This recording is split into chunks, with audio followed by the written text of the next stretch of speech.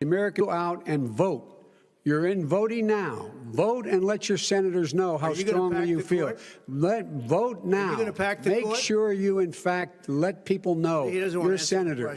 I'm not going to answer the question because the question is radical left. Will you shut up, man? Listen, who is on your list, Joe? Who's on your list? Right, gentlemen. I think we've ended this. Unprecedented.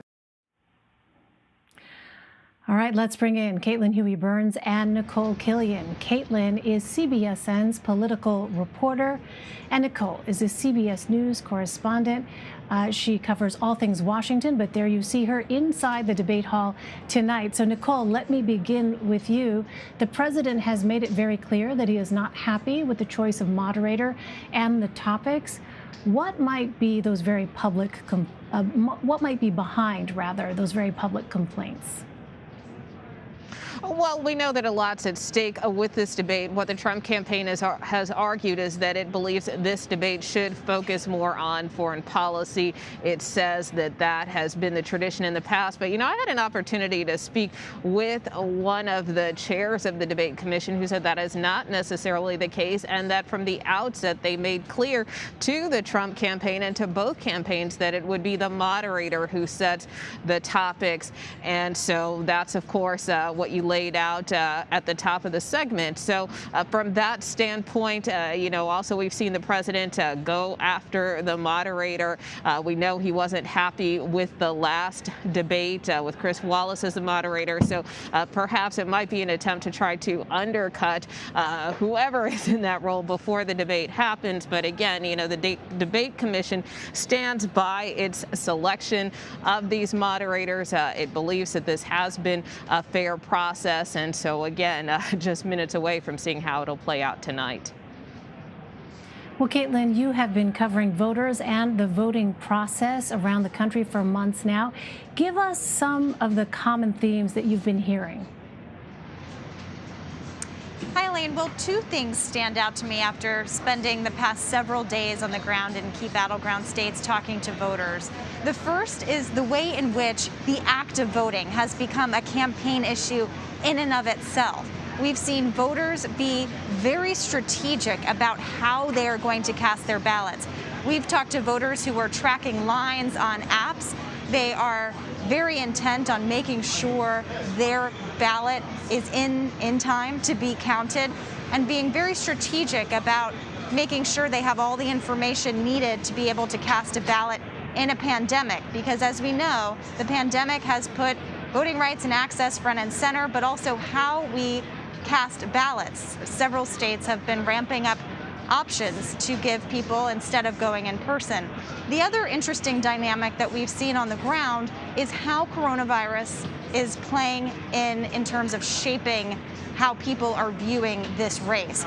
Lots of supporters of former Vice President Biden that we talked to say that the pandemic is front and center, that it's uprooted their lives, that they see this race as a referendum on the president's handling of the pandemic. When we talk to supporters of the president, they don't see the pandemic as front and center. Most of them say the economy is top of mind heading into this election. They tell us that the president did what he could do on the pandemic, and they want things to return back to how they were before. This idea of returning back to normalcy is actually playing on all sides and among lots of different voters that we talk to. Supporters of the president say turning back to normal means getting back to the economy before the pandemic. And supporters of Joe Biden who want to return to normalcy think of it very different. They think of it as a time before Trump took office. Well, Nicole, the president's path to victory seems to be fairly narrow, according to CBS's Battleground Tracker. Has the Trump campaign had any sort of recalibration in these closing weeks? Well, I think the campaign's mission has always been to try to defend those states that the president won in 2016, and also try to find paths through other states, for instance, like Nevada or like Minnesota. You know, I can tell you that certainly one state that both the Trump campaign, the Biden campaign are really targeting in these final days is Florida, Florida, Florida. If I had a whiteboard like Tim Russert used to, I mean, Maine. That really is a key state. Certainly the president needs that one. We've talked about states like Michigan, Wisconsin, Pennsylvania, and that support in those states may be slipping for the president. But if he doesn't win Florida, that could spell big trouble for him. So he really does need that state. At the same time, Democrats see an opportunity there. I had a chance to speak with the chair of the Democratic National Committee, Tom Perez, who said he would like to make up some ground there if they can in these final days. And as you know, we saw former President Barack Obama on the trail for the first time in Philadelphia, another pivotal state that we discussed, but also in Florida. He will be there this weekend as there will be a lot of emphasis on vote early day. So again, everything is very strategic in these final days. The president, of course, holding some rallies in Florida following the debate. So certainly that is one of the states to watch. Absolutely. Well, Caitlin, as we've been reporting, the U.S. Elections Project says more than 47 million people have already voted across the country, with many states breaking early voting records. How does that change the dynamic of tonight's debate? Does it? That's right. These record-breaking numbers. We were just in Georgia, which every day is reporting record-breaking numbers when it comes to the early vote. As you mentioned, 47 million people already having cast their ballot raises the question about how an event like tonight can do anything to change voters' minds if they've already participated.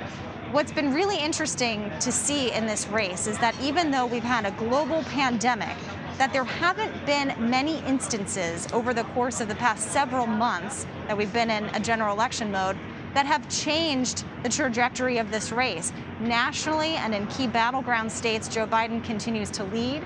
That's why his campaign wants to see tonight as a kind of a do no harm, get through it.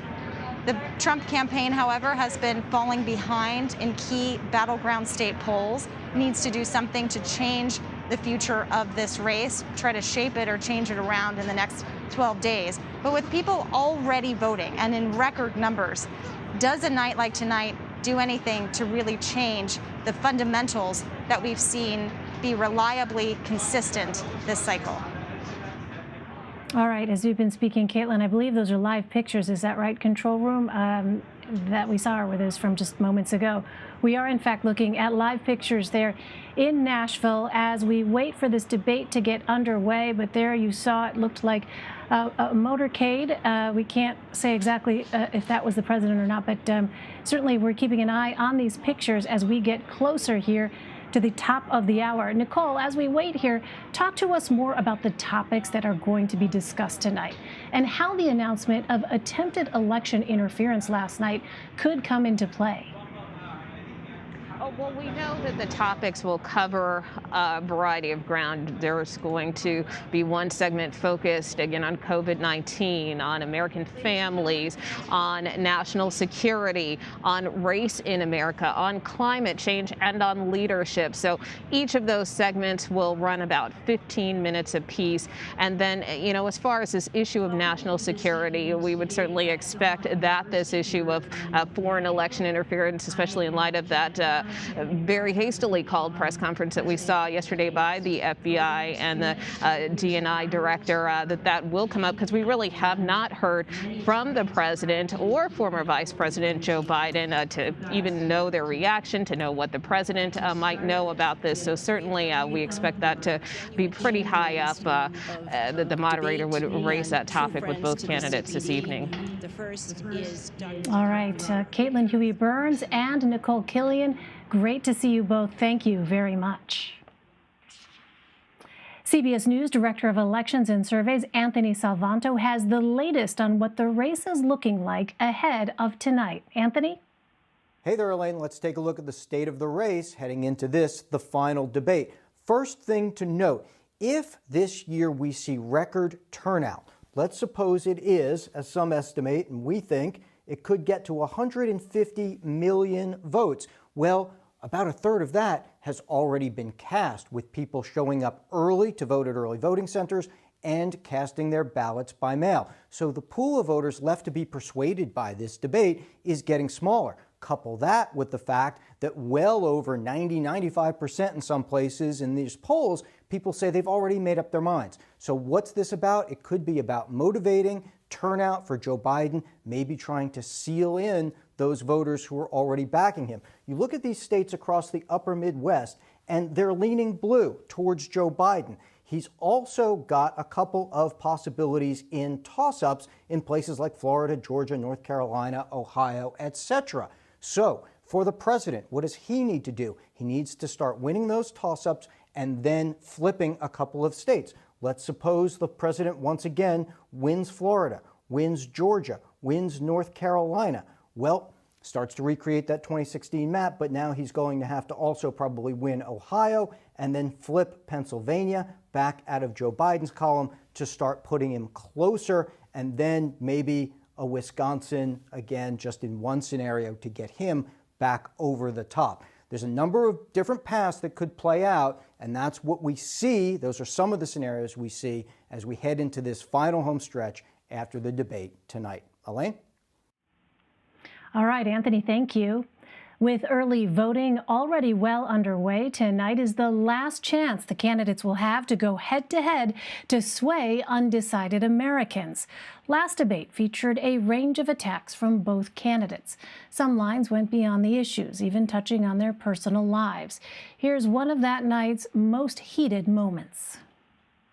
It's about you. That's what we're talking about. All right, that's the end of the segment. We're moving on. He didn't take them. Well, Vice President, no. Can I be honest? It's a very important question. Try to be honest. He stood up. No, the answer to the question is no. Ukraine. No, sir. With $1 billion, if you that is absolutely not true. You're going to have true, gentlemen. I hate to raise my voice, but it seems to be. Why should I be different than the two of you? For more, let's bring in Lanhee Chen. He was the policy director for Mitt Romney's 2012 presidential campaign, as well as an advisor for Marco Rubio's 2016 presidential campaign. Lanhee, great to see you again. Thanks for joining us. So before I get to tonight's debate, I want to ask you about Senator Romney and his announcement that he did not vote for President Trump this year. Now, he declined to say whether he voted for Joe Biden, but given your background with the senator, why do you think that he made that decision public in the way that he did? Well, I think, his opinion of President Trump, some of the things President Trump has done is no secret to anybody. They are dispositionally probably as different as two people you can find in public life. I think Senator Romney was probably getting a lot of questions about what he was going to do, what he was planning to do in this election, who he was going to vote for. And I think he's letting it be known that he didn't support President Trump. Obviously, we don't know who he voted for. We're not going to know unless he lets us know that. But part of this was his effort to answer the question. It's a very important election. Some may wonder where he stands, and I think he wanted to make that as clear as he could during this time when people are already casting votes and making decisions about this year's election. So let's turn to the debate. The format of this debate, complete with this now mute function, is in response to that first debate where we saw that series of interruptions. Do you think, Lanhee, this debate will be vastly different compared to what we saw earlier? I don't know that it'll be vastly different, Elaine. I think both candidates are still going to try and get their points in, regardless of whether they're speaking over their opponent, regardless of whether their time is up. I do think the mute function, if used properly, can ensure that we have a little bit better back and forth, a little bit more organized back and forth than we saw in that first debate. But fundamentally, President Trump has got a certain style. And if you look at how he approaches these debates, it tends to be a little bit more confrontational. It tends to be a little bit more combative, a lot more combative in some cases. And so I wouldn't expect him to deviate too much from that style. I think that's largely how he's going to make his points tonight. And so, I'm skeptical the mute button is going to have too much of an impact, but hopefully it will make some difference on the margins and the American people can actually hear some reasonable exchanges between these candidates. Right. After all, this is, in fact, an opportunity, or is supposed to be an opportunity for voters to hear directly from the candidates themselves. So let's talk about the president's strategy. You know, the playbook looks in some ways similar to 2016, calling for his opponent to be jailed. There are unsubstantiated claims about voter fraud. This year, of course, we have seen the president attacking doctors and scientists, contradicting his claims. I wonder, Lanhee, what you make of that. Does that appear to be an effective strategy at this point, given what we have seen from public polling on some of these issues? And do you expect to see more of that tonight? A couple things are clear. First of all, I think the president is engaging in this strategy because he's comfortable in it. It's kind of where he feels like he goes to when he needs to make headway on one point or another. I would say I think it's effective with respect to his political base. It's very clear that they are mobilized. They are very encouraged and enthusiastic about the president.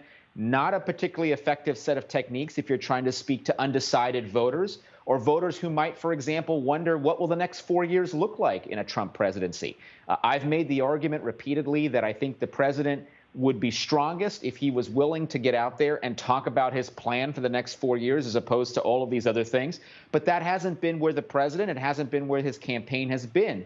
I think the president believes it is effective at mobilizing his base, but his base is going to be supporting him regardless. The question now is where he gets the additional support necessary to get him across 270 electoral votes. I don't think that the strategy we've seen pursued thus far is frankly going to be very effective if that is the ultimate goal. So I think that the president and the Trump campaign have a fundamental decision to make with less than 2 weeks left. And that is, are they going to speak to voters who haven't made up their minds, or are they going to speak to those who probably are already going to support the president and try and gin them up even more? In our final minutes, Lanhee, I want to ask you about where you see Joe Biden's biggest vulnerabilities. You know, you have President Trump bringing a guest tonight who is a business partner of Hunter Biden's to the debate. He's been attempting to push, as you know, these debunked allegations of fraudulent activities by the Biden family. So I wonder, Lanhee, as we look at the landscape now, you have Amy Coney Barrett on the verge of confirmation, it appears, as a Supreme Court justice. What is your take on those areas that the president should be focusing in on? And when you look at Joe Biden's vulnerabilities as well, what are those areas that you see as places where the president should focus his efforts? It's a line of attack, Elaine, very similar to what we saw from Mike Pence in his debate against Kamala Harris a few weeks ago. And that is to try and tag Joe Biden as a liberal, out-of-touch progressive whose policies will take America in a fundamentally bad direction when it comes in particular to the economy. So I think one imperative is to tie his opponent to the far progressive left from a policy perspective. You saw him try to do that, for example, in Pennsylvania the other day, talking about Joe Biden's opposition to fracking. And then in the second order, I would say it's also going to be important for him to draw contrast in terms of energy and competency. And that's going to be something, you know, it's a hard sell because I think a lot of people know Joe Biden has a lot of experience in government, but it is fundamentally about that competency. For 47 years, Joe Biden's been in public life. You've heard this line, and he hasn't gotten a whole lot accomplished. It's about contrasting the president's accomplishments over the last few years with those of Vice President Biden during his 47 years in public life. I think trying to paint Joe Biden as an element of Washington, from Washington, you know, we are still in a political cycle where outsiders are favored to a certain degree. I think those are going to be the strongest places for the president to go. Whether he actually gets there, whether he can be successful, we'll have to see. All right, Lanhee Chen. Lanhee, always great to have you. Thank you very much. Thank you, Elaine. Coming up, new rules for tonight's debate. Will cutting off the candidates' microphones help or hurt the candidates?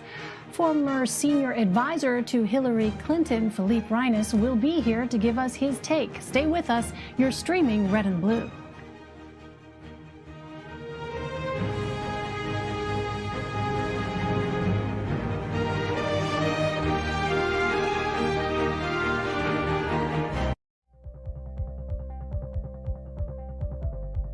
Go to the ends of the earth. Right now. We got something crazy.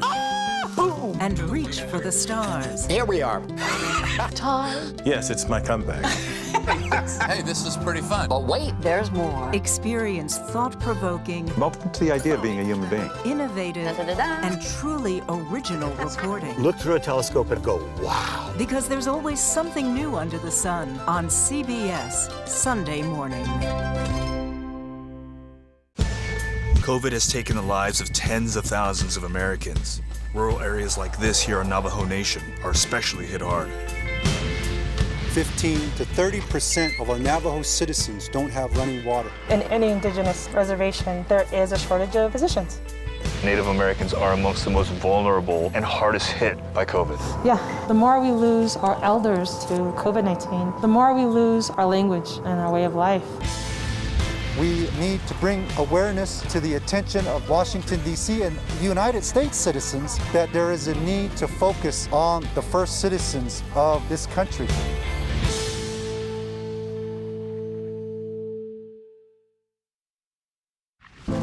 In 60 years, we went from about 100,000 factory workers to probably about 7,000. Off in the distance, you can see some factories that are still humming, but most of them are just kind of abandoned. The restaurant industry right now is one of the largest and fastest growing industries in America. And yet it continues to be the absolute lowest paying employer in the United States. Barely anybody's making enough to live. You were donating plasma to get by. It's literally a slave wage. I don't remember growing up like this. My mom didn't have to go to food banks. It's pretty sad. Even really young kids are feeling what's going on right now. How should parents be talking to them about this whole question of racial justice? How do we embrace this moment and turn it into real change? What we really must focus on is moving from protesting to policy. Join Gail, Anthony, and Tony on CBS This Morning. CBSN Los Angeles. Get local news, breaking news, anytime, anywhere. It's easy to find us, and it's free. Download the CBS News app on your favorite devices. CBSN Los Angeles, streaming 24/7. You can watch CBSN 24/7. We've got an amazing story to share with you. I understand you have some breaking news. How does it all play out? It's quite an adventure here at CBSN. It's been a day.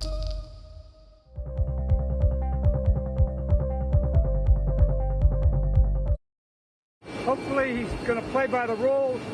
Hopefully everybody's been tested. Hopefully it's all worked out this way the rules are. I'm looking forward to this. Thank you. That was Joe Biden on his way to Nashville earlier today. As we've mentioned, one of those new rules is cutting the microphone of the candidate not speaking in order to ensure no interruptions. It will go into effect at the beginning of each 15-minute segment.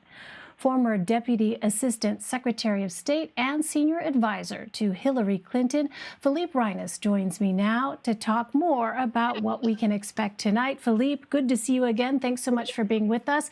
So how do you expect this muted microphone setup to work? Elaine, I think it's going to be a doozy. I think it might backfire for a simple reason. The debate is in 6 15-minute segments. And the first 4 minutes are going to have this muting situation where the person not speaking will not be able to be heard. The problem is if you tell someone that for 4 minutes that they have to behave, you're telling them that for the other 11 minutes, you can do what you want. And, sure, so it's going to keep Donald Trump in check while it's being used. But I'm not sure that the 66 minutes of the 90 are going to go any better, because if he's intent on, railing against Joe Biden, then he's going to find a way to do it no matter how many buttons, the moderator and the producers have. Well, the president is bringing a former business partner of Hunter Biden, Tony Bobulinski. Then candidate Donald Trump, as you recall, brought accusers of former President Bill Clinton to the 2016 debate against Hillary Clinton. Who do you think, Philippe, this strategy plays to? I don't think that Donald Trump has been one Tony Bobulinski away from turning this race around. So I had not heard the name before today. I understand the point. Maybe he should have brought a epidemiologist with him or someone he can point to and say, this is someone that I am now taking advice from and who I think can help with COVID, and I'm naming as COVID czar. I really don't think that the 70, 80, 90, maybe 100 million people watching really want to hear about this guy. And it's just to come out as such a jumble when Donald Trump, whether it's muted or unmuted, when it just has a chance to start spewing all this Hunter Biden stuff, it's not going to be coherent to the listener. And he's been doing this for a year. He was impeached over this. So, he's in the predicament he is with 11 days to go. It's beyond doubling down. He's quadrupling or whatever it is down, and it's not going to work. Fighting the coronavirus, of course, is one of the topics tonight. And while campaigning in Philadelphia last night, former President Obama slammed the Trump administration's response. Let's listen to just a little bit of that. We literally left this White House a pandemic playbook that would have shown them how to respond before the virus reached our shores. They probably used it to, prop up a wobbly table somewhere. We don't know where that playbook went. 8 months into this pandemic, cases are rising again across this country. Donald Trump isn't suddenly going to protect all of us. He can't even take the basic steps to protect himself. So, Philippe, as you know, since the last debate, President Trump and many people in his orbit tested positive for the coronavirus. So how might the conversation about COVID-19 be different tonight because of that? I think on the question of health, it's really going to be up to the moderator, because other than a glancing reference or maybe a glancing blow, I'm not sure Joe Biden is going to say, well, you're the one that since we last spoke has been in the hospital for 4 days and on a cocktail of experimental medication. I think, if Kristen Welker comes out of the gate the way her colleague Savannah Guthrie did last week when she interviewed Donald Trump and pressed him on specifics about, did you have pneumonia? When did the last time you test? That might be a more effective way to do it, but I'm not exactly sure that that's what's on the tip of the moderator's tongue. And if Donald Trump goes after Joe Biden on handling COVID, and if he does what he did last time about saying that the Obama administration and Joe Biden blew handling SARS, I think you might hear Joe Biden either just echo what President Obama said or just say, as President Obama said yesterday, because there's no one that makes Donald Trump see red more than Barack Obama. It's no one handles him or gets under his skin more. In our final 20 seconds or so, Philippe, how confident or not confident should Democrats be feeling right now? I think they should let themselves feel confident. Look, I was wrong 4 years ago. A lot of us were wrong. Most of us were wrong. I don't think we should live in fear and paralysis in 2016. It's a different situation. There are no third parties. He's having a harder time defining his opponent negatively. And, people are forgetting that we've had two things since. One, we've had 2018, which did not go well for the Republicans. And two, there's something that Donald Trump has now that he didn't have 4 years ago. And that's a record. And it's abysmal. And, this might be as simple as people want to get rid of him. This is the first time they have a chance to fire him. It doesn't mean it's the first day they would have. All right, Philippe, sorry to cut you off. We're coming up to the top of the hour. Philippe Reines, always great to have you. Thank you so much, Philippe. Thank you, Elaine. The final debate between President Trump and Joe Biden is about to get started. Let's go to our CBS News Primetime Special.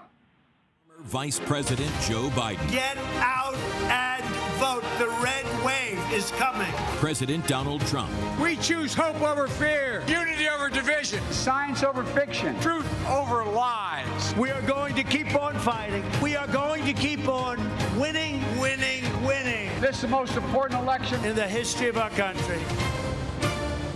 The final presidential debate.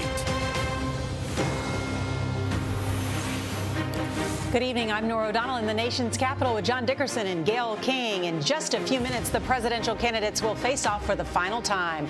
You're looking at live pictures from the debate hall at Belmont University in Nashville, Tennessee. CBS News Battleground Tracker polls show Joe Biden leading in nearly every one of the swing states that will determine the election, now just 12 days away. And we're seeing records broken already. Nearly 50 million Americans have voted, and that's more ballots cast before Election Day in 2016. A lot of people. This is President Trump's last opportunity to go face-to-face with a former vice president.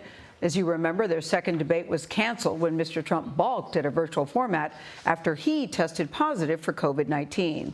Now, each candidate held an individual town hall 1 week ago.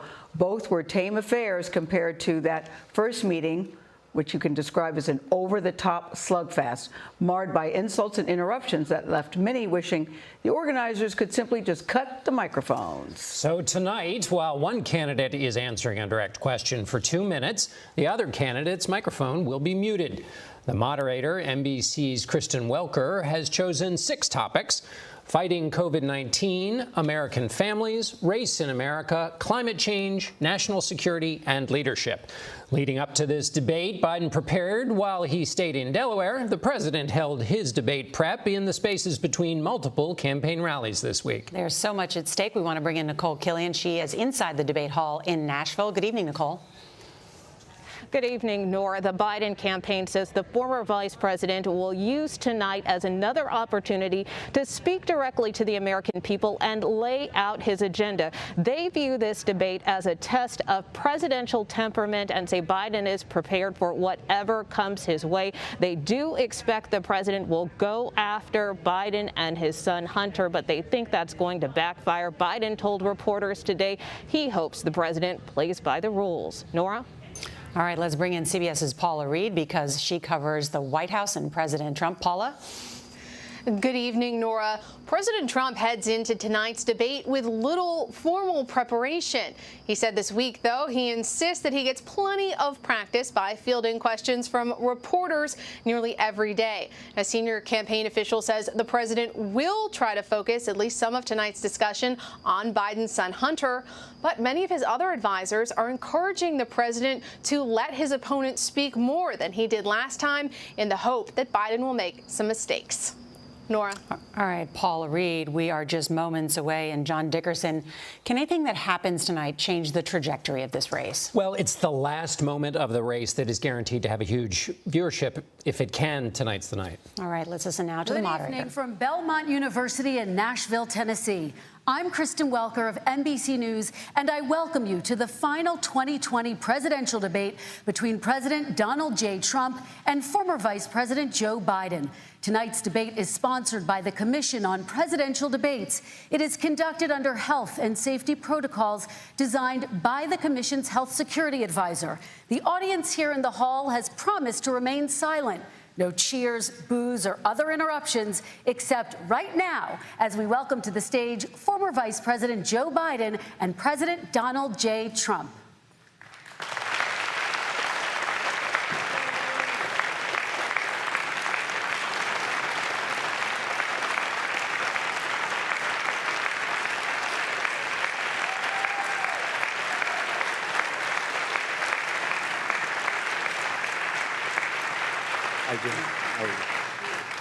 And I do want to say a very good evening to both of you. This debate will cover 6 major topics. At the beginning of each section, each candidate will have 2 minutes uninterrupted to answer my first question. The debate commission will then turn on their microphone only when it is their turn to answer, and the commission will turn it off exactly when the 2 minutes have expired.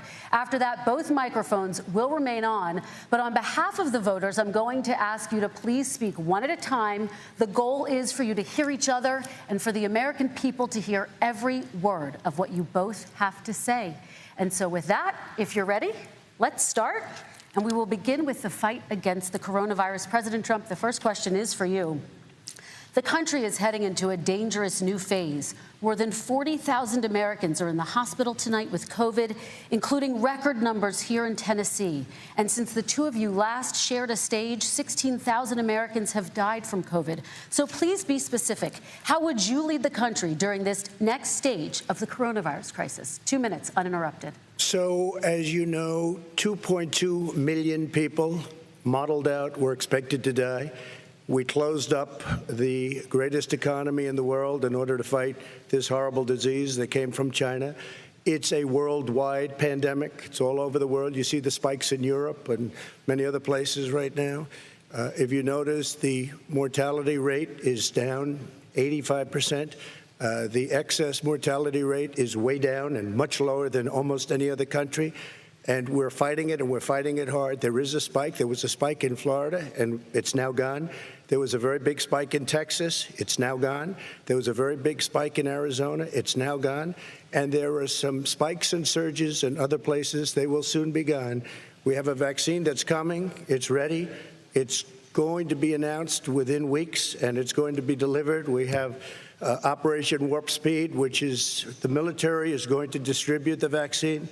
I can tell you from personal experience that I was in the hospital, I had it, and I got better, and I will tell you that I had something that they gave me, a therapeutic, I guess they would call it. Some people could say it was a cure, but I was in for a short period of time, and I got better very fast, or I wouldn't be here tonight. And now they say I'm immune, whether it's 4 months or a lifetime. Nobody's been able to say that, but I'm immune. More and more people are getting better. We have a problem that's a worldwide problem. This is a worldwide problem. But I've been congratulated by the heads of many countries on what we've been able to do. If you take a look at what we've done in terms of goggles and masks and gowns and everything else, and in particular ventilators, we're now making ventilators all over the world, thousands and thousands a month, distributing them all over the world. It will go away, and as I say, we're rounding the turn, we're rounding the corner. It's going away.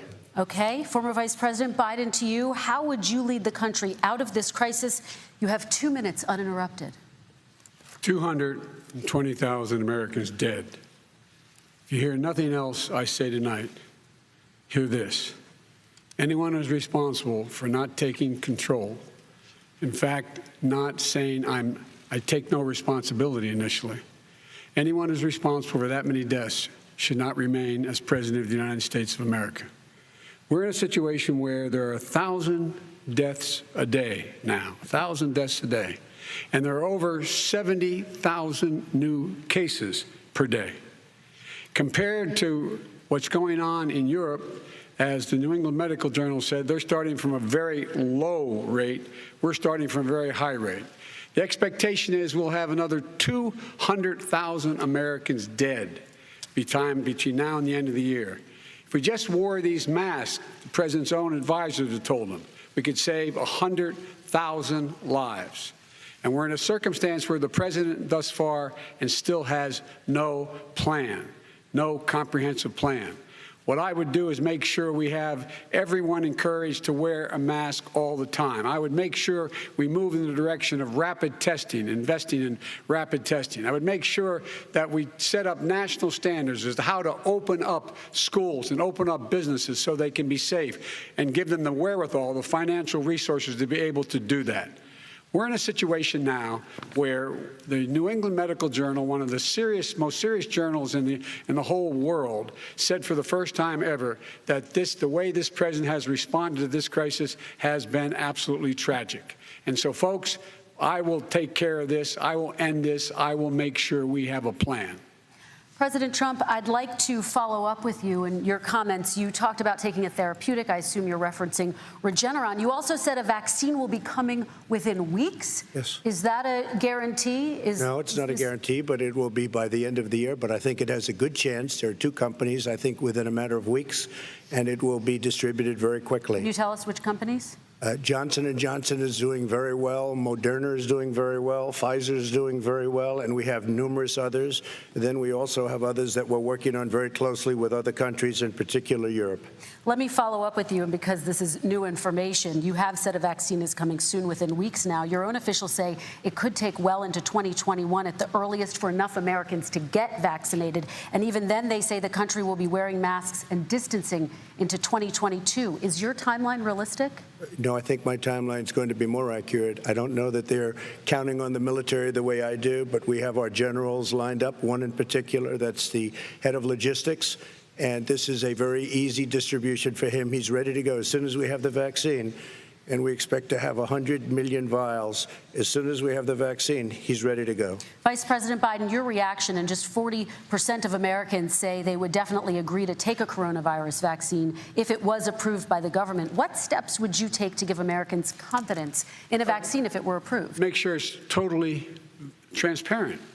Have the scientists of the world see it, know it, look at it, go through all the processes. And by the way, this is the same fellow who told you this is going to end by Easter last time. This is the same fellow who told you that, don't worry, we're going to end this by the summer. We're about to go into a dark winter, and he has no clear plan, and there's no prospect that there's going to be a vaccine available for the majority of the American people before the middle of next year. President Trump, your reaction, he says you have no plan. I don't think we're going to have a dark winter at all. We're opening up our country. We've learned and studied and understand the disease, which we didn't at the beginning. When I closed and banned China from coming in heavily infected, and then ultimately Europe, but China was in January. Months later, he was saying I was xenophobic. I did it too soon. Now he's saying, oh, I should have, moved quicker. But he didn't move quicker. He was months behind me, many months behind me. And frankly, he ran the H1N1 swine flu, and it was a total disaster, far less lethal, but it was a total disaster. Had that had this kind of numbers, 700,000 people would be dead right now, but it was a far less lethal disease. Look, his own person who ran that for him, who, as you know, was his chief of staff, said it was catastrophic. It was horrible. We didn't know what we were doing. Now he comes up and he tells us how to do this. Also, everything that he said about the way every single move that he said we should make, that's what we've done. We've done all of it. But he was way behind us. Vice President Biden, your response. My response is he is xenophobic, but not because he shut down access from China. And he did it late after 40 countries had already done that. In addition to that, what he did, he made sure that we had 44 people that were in there in China trying to get to Wuhan to determine what exactly the source was. What did the president say in January? He said, no, he said, he's being transparent. The president of China is being transparent. We owe him a debt of gratitude. We have to thank him.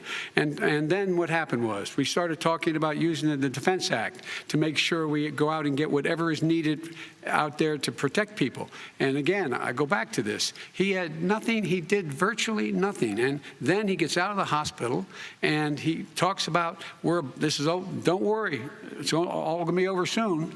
Come on. There's not another serious scientist in the world who thinks it's going to be over soon. President Trump, your reaction? I say over soon. I say we're learning to live with it. We have no choice. We can't lock ourselves up in a basement like Joe does. He has the ability to lock himself up. I don't know. He's obviously made a lot of money someplace, but he has this thing about living in a basement. People can't do that. By the way, I, as the president, couldn't do that. I'd love to put myself in the basement or in a beautiful room in the White House and go away for a year and a half until it disappears. I can't do that. And Kirsten, every meeting I had, and I'd meet a lot of families, including Gold Star families and military families, every meeting I had, and I had to meet them. I had to. It would be horrible to have canceled everything. I said, this is dangerous. And you catch it. And, I caught it. I learned a lot.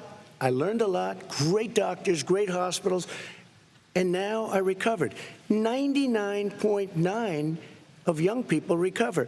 99% of people recover. We have to recover. We can't close up our nation. We have to open our school, and we can't close up our nation, or you're not going to have a nation. And of course, the CDC has said young people can get sick with COVID-19 and can pass it.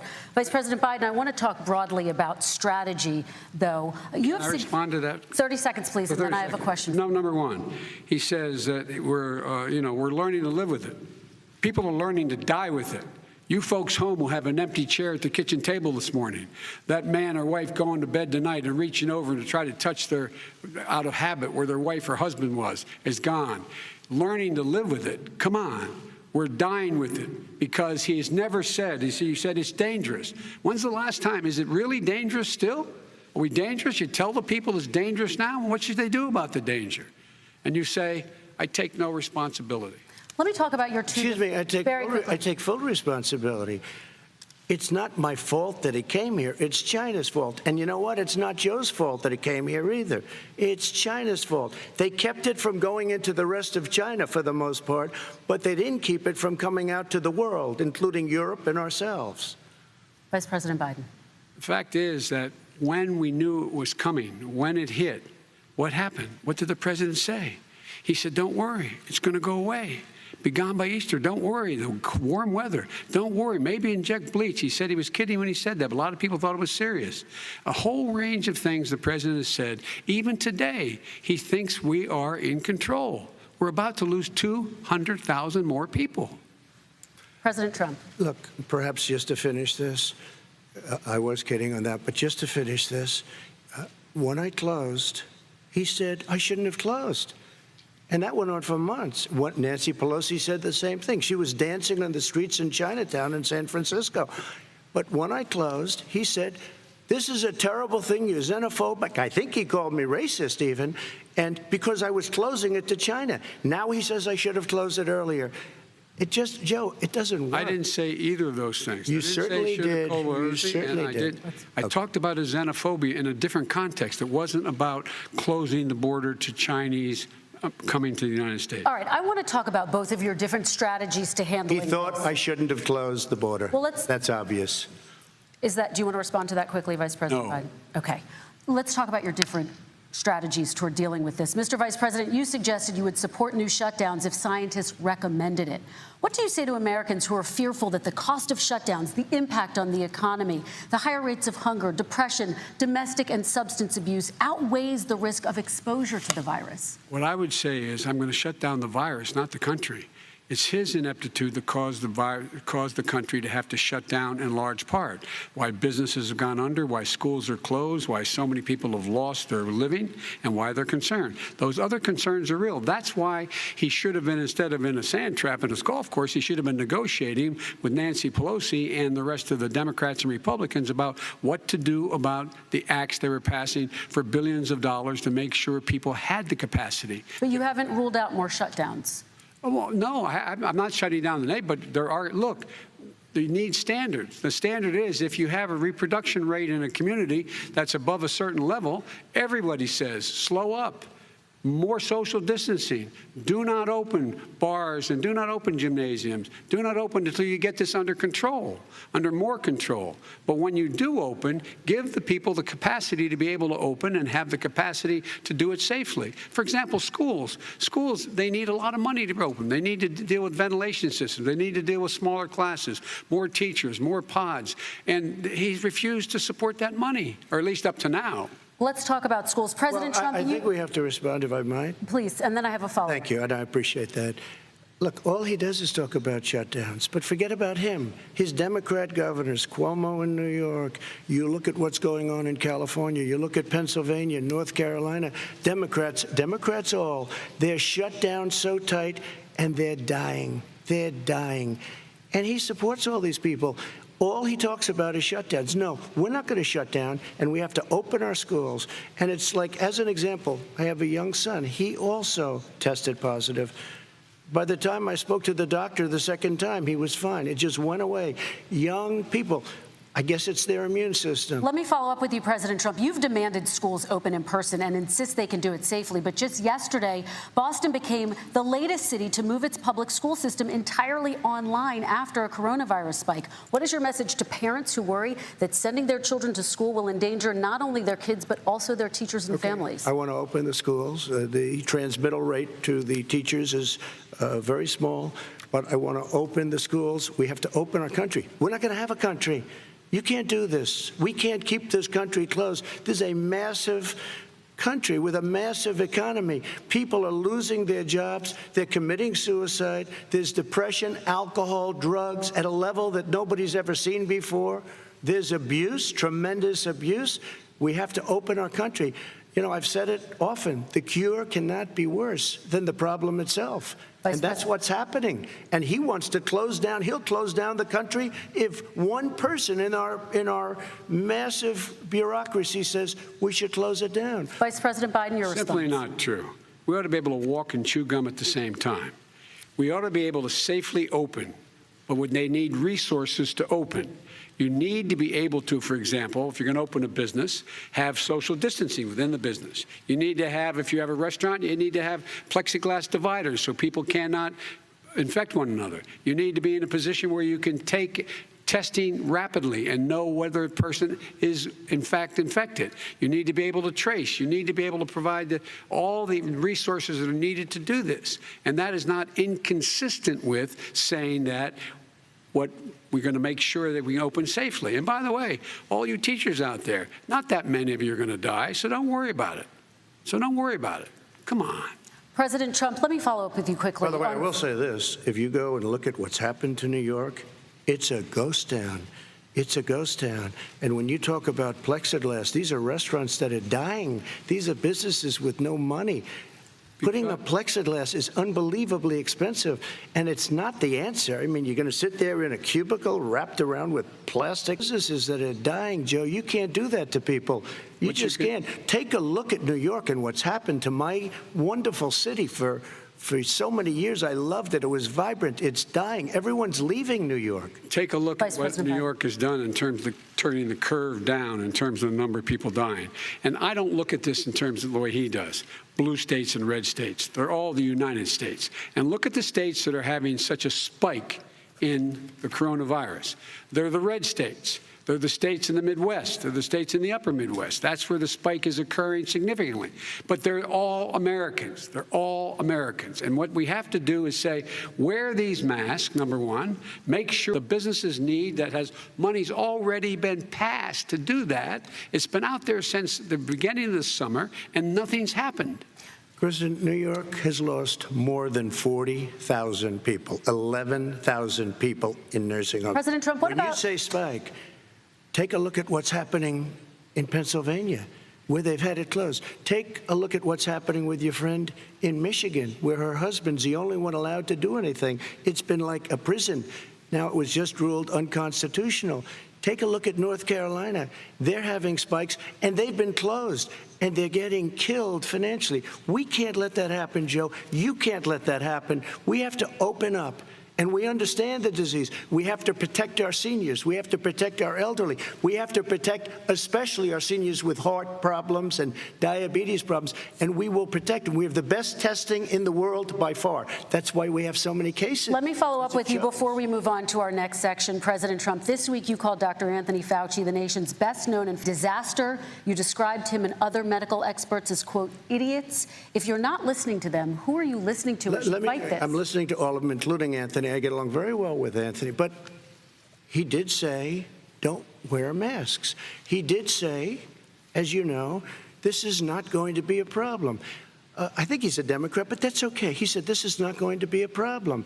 We are not going to have a problem at all. When Joe says that, I said, Anthony Fauci said, and others, and many others, and I'm not knocking him a lot. Nobody knew. Look, nobody knew what this thing was. Nobody knew where it was coming from, what it was. We've learned a lot. But Anthony said, don't wear masks. Now he wants to wear masks. Anthony also said, if you look back, exact words, here's his exact words, this is no problem. This is going to go away soon. So he's allowed to make mistakes. He happens to be a good person. Vice President Biden, your response quickly, and then we're going to move on to the next section. My response is that think about what the president knew in January and didn't tell the American people. He was told this was a serious virus that spread in the air, and it was much worse than the flu. He went on record and said to one of your colleagues, recorded, that in fact he knew how dangerous it was, but he didn't want to tell us. He didn't want to tell us because he didn't want us to panic. He didn't want us. Americans don't panic. He panicked. But guess what? In the meantime, we found out in the New York Times the other day that, in fact, his folks went to Wall Street and said this is a really dangerous thing. And a memo out of that meeting, not from his administration, but from some of the brokers, said sell short because we got to get moving. It's a dangerous problem. Well, this is I'm going to give you 30 seconds to respond, and then we're going to move on. I don't know. Somebody went to Wall Street. You're the one that takes all the money from Wall Street. I don't take it. You have raised a lot of money, tremendous amounts of money. And every time you raise money, deals are made, Joe. I could raise so much more money. As president and as somebody that knows most of those people, I could call the heads of Wall Street, the heads of every company in America. I would blow away every record, but I don't want to do that because it puts me in a bad position. And then you bring up Wall Street. You shouldn't be bringing up Wall Street because you're the one that takes the money from Wall Street, not me. I could blow away your records that, like you wouldn't believe. We don't need money. We have plenty of money. In fact, we beat Hillary Clinton with a tiny fraction of the money that she was able to. All right, gentlemen, we're going to move on. Don't tell me about Wall Street. Average contribution, $43. All right, we're going to move on to our next section, which is national security. And I do want to start with the security of our elections and some breaking news from overnight. Just last night, top intelligence officials confirmed again that both Russia and Iran are working to influence this election.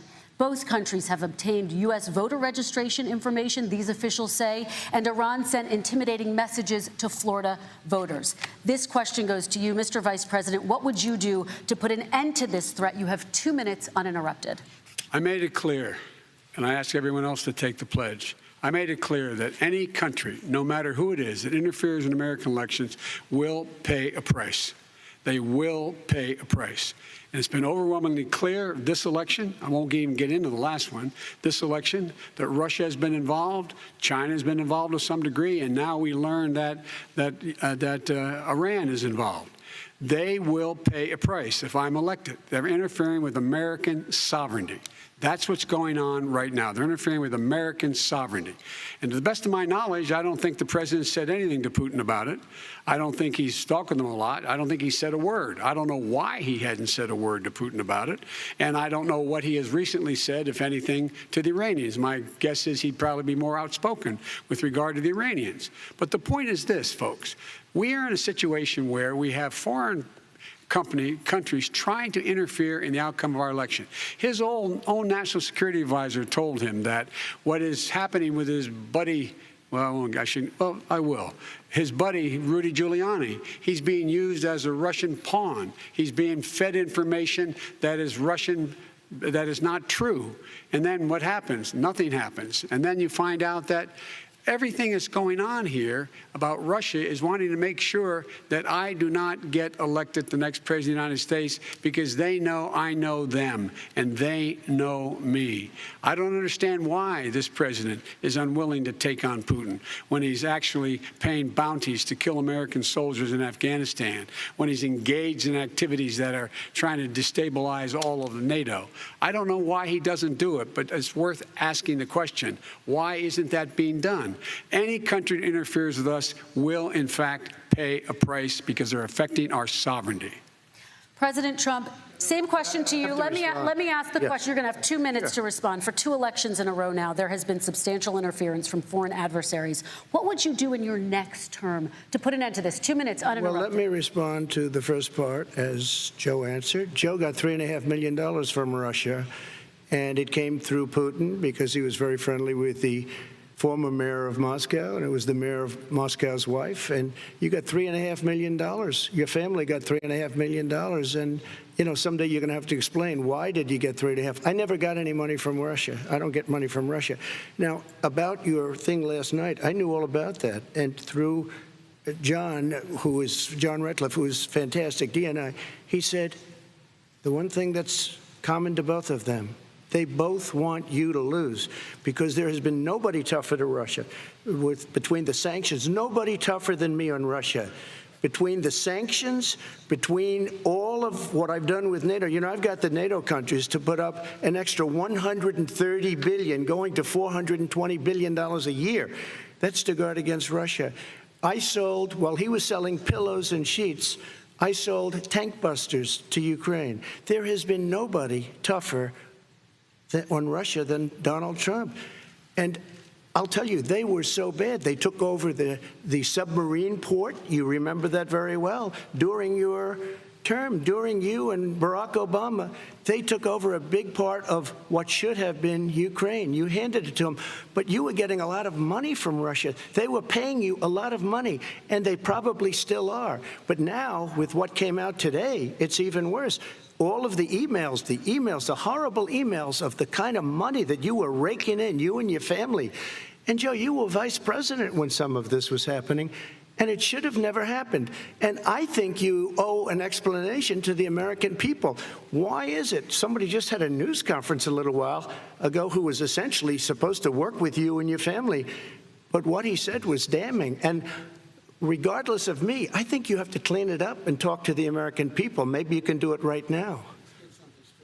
Vice President Biden, you may respond. 30 seconds. And then I do want to follow up on the election security. I have not taken a penny from any foreign source ever in my life. We learned that this president paid 50 times the tax in China, has a secret bank account with China, does business in China, and in fact is talking about me taking money. I have not taken a single penny from any country whatsoever, ever. Number one.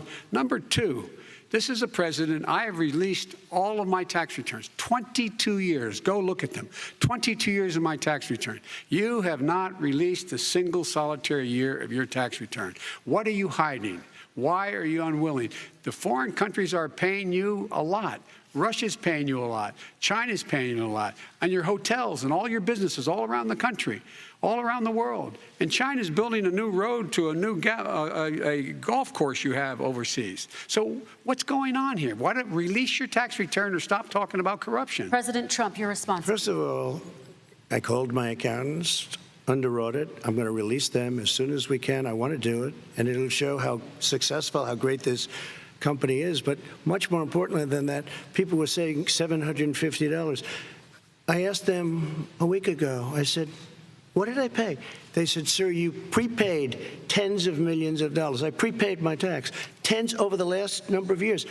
Tens of millions of dollars I prepaid. Because at some point they think it's an estimate. They think I may have to pay tax. So I already prepaid it. Nobody told me that. Did your accountant Nobody tell told you that. Excuse me. And it wasn't written whenever they write this. They keep talking about $750, which I think is a filing fee. But let me just tell you, I prepaid millions and millions of dollars in taxes. Number one. Number two, I don't make money from China. You do. I don't make money from Ukraine. You do. I don't make money from Russia.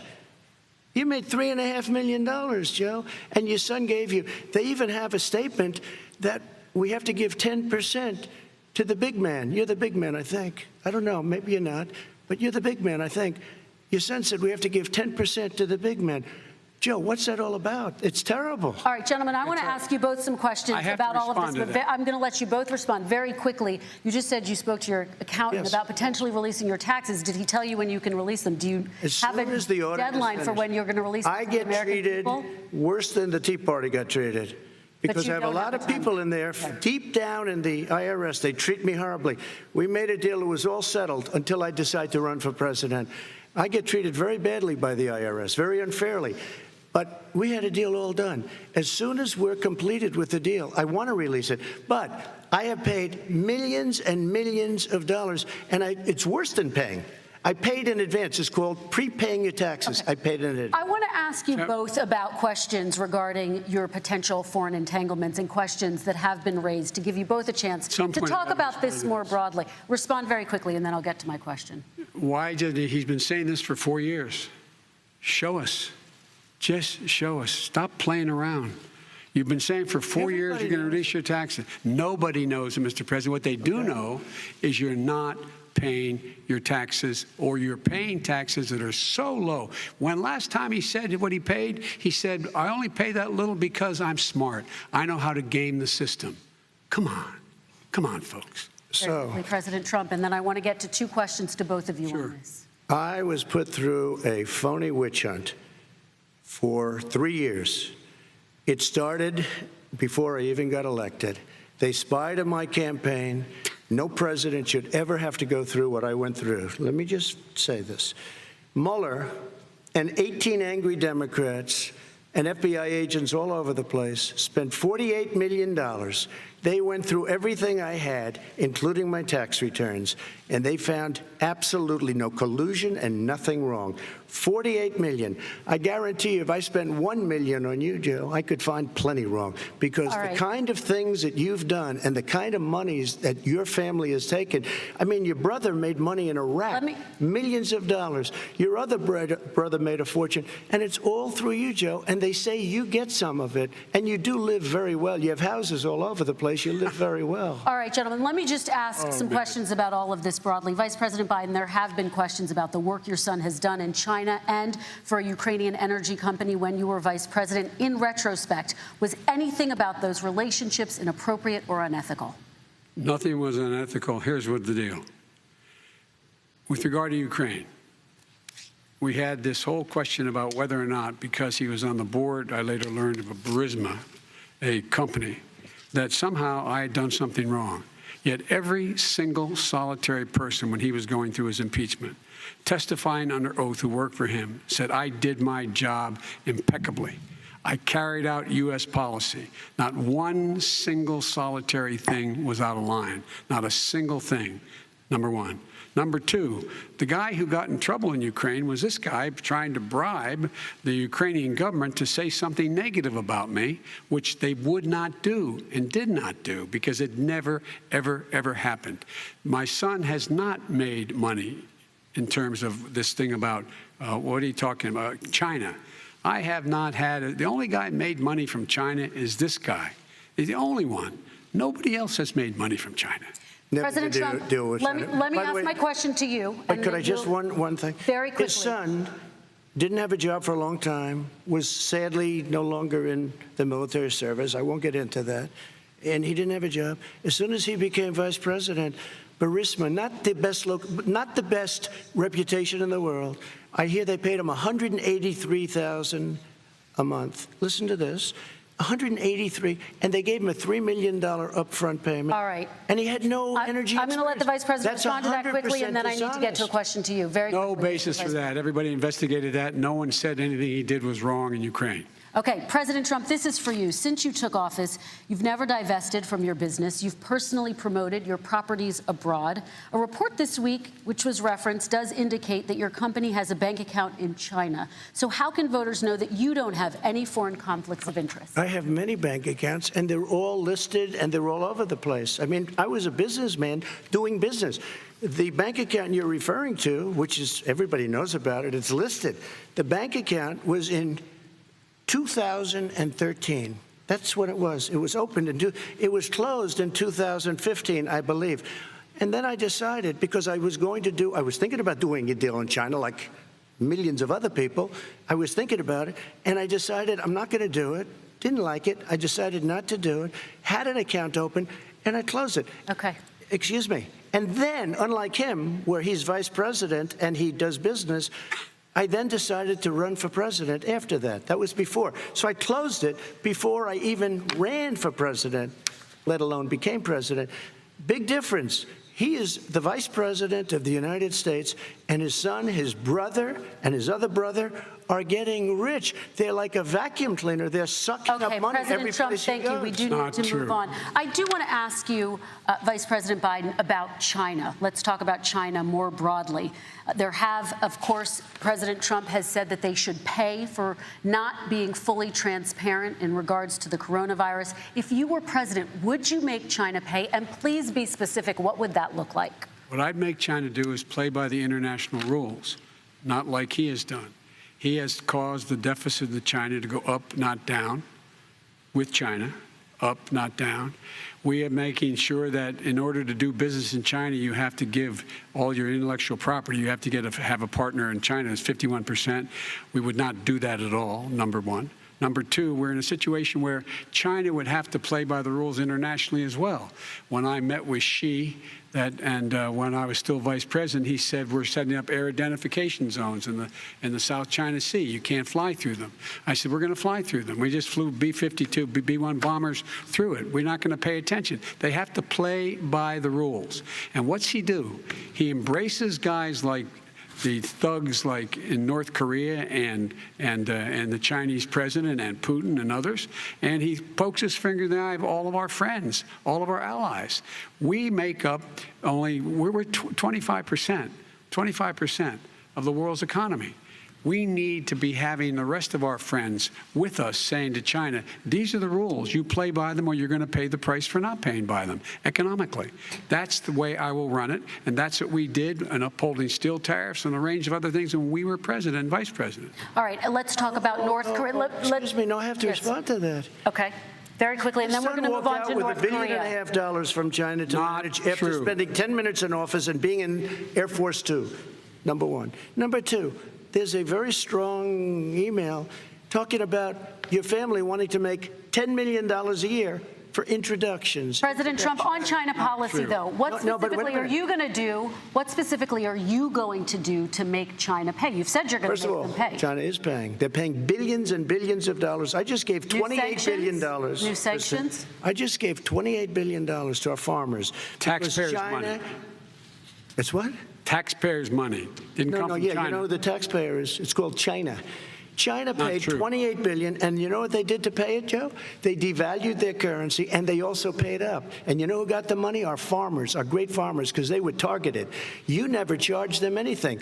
Also, I charged them 25% on dumped steel because they were killing our steel industry. We were not going to have a steel industry. Okay. And now we have a steel industry. Okay, Vice President Biden, your response, please. Our response is, look, this isn't about, there's a reason why he's bringing up all this malarkey. There's a reason for it. He doesn't want to talk about the substantive issues. It's not about his family and my family. It's about your family. And your family's hurting badly. If you're making if you're a middle-class family, you're getting hurt badly right now. You're sitting at the kitchen table this morning deciding, well, we can't get new tires, they're bald because we have to wait another month or so. Or are we going to be able to pay the mortgage? Or who's going to tell her she can't go back to community college? They're the decisions you're making in the middle-class families like I grew up in Scranton and Claymont. They're in trouble. We should be talking about your families, but that's the last thing he wants to talk about. I want to talk about North Korea. Excuse me, I do want to turn to 10 seconds, Mr. President. That's 10 a seconds. typical political statement. Let's get off this China thing, and then he looks, the family, around the table, everything. Just a typical politician when I see that. Let's talk about North Korea. I'm not a typical politician. Okay, that's why I got elected. Let's get off the subject of China. Let's talk sitting around the table. All right. Come on, Joe, you can do better. We're going to talk about North Korea now. President Trump, you've met with North Korean leader Kim Jong-un 3 times. You've talked about your beautiful letters with him. You've touted the fact that there hasn't been a war or a long-range missile test, and yet North Korea recently rolled out its biggest ever intercontinental ballistic missile and continues to develop its nuclear arsenal. Do you see that as a betrayal of the relationship you forged? Just 30 seconds here because we need to get on to the next. So when I met with Barack Obama, we sat in the White House right at the beginning, had a great conversation. It was supposed to be 15 minutes, and it was well over an hour. He said the biggest problem we have with North Korea. He indicated we will be in a war with North Korea. Guess what? It would be a nuclear war, and he does have plenty of nuclear capability. In the meantime, I have a very good relationship with him. Different kind of a guy, but he probably thinks the same thing about me. We have a different kind of a relationship. We have a very good relationship, and there's no war. And, you know, about 2 months ago, he broke into a certain area. They said, oh, there's going to be trouble. I said, no, they're not, because he's not going to do that. And I was right. Look, instead of being in a war where millions of people, Seoul, you know, is 25 miles away, millions and millions, 32 million people in Seoul. Millions of people would be dead right now. President we Trump, don't have that's a war, 30 and seconds. I have a good Thank relationship. you. Vice President Biden, to you, North Korea conducted 4 nuclear tests under the Obama administration. Why do you think you would be able to rein in this persistent threat? Because I'd make it clear, which we were making clear to China, they had to be part of the deal. Because here's the I made it clear, and as a spokesperson of the administration when I went to China, that they said, why are you moving your missile defense up so close? Why are you moving more forces here? Why are you continuing to do military maneuvers with South Korea? I said, because North Korea is a problem, and we're going to continue to do it so we can control them. We're going to make sure we can control them and make sure they cannot hurt us. And so if you want to do something about it, step up and help. If not, it's going to continue. What has he done? He's legitimized North Korea. He's talked about his good buddy, who's a thug, and he talks about how we're better off. And they have much more capable missiles, able to reach U.S. territory much more easily than ever did before. Let me follow up with you, Vice President Biden. You've said you wouldn't meet with Kim Jong-un without preconditions. Are there any conditions under which you would meet with him? On the condition that he would agree that he would be drawing down his nuclear capacity to get that the Korean Peninsula should be nuclear-free zone. All right, let's move on to American families. Kristen, they tried Very to quickly, meet with 10 him. seconds, President. They tried to meet with him. He wouldn't do it.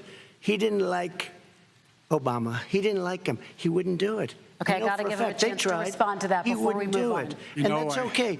You know what, North Korea, we're not in a war. We have a good relationship. You know, people don't understand. Having a good relationship with leaders of other countries is a good thing. We have a lot of questions to get to. That's like saying we had a good relationship with Hitler before he, in fact, invaded Europe, the rest of Europe. Come on.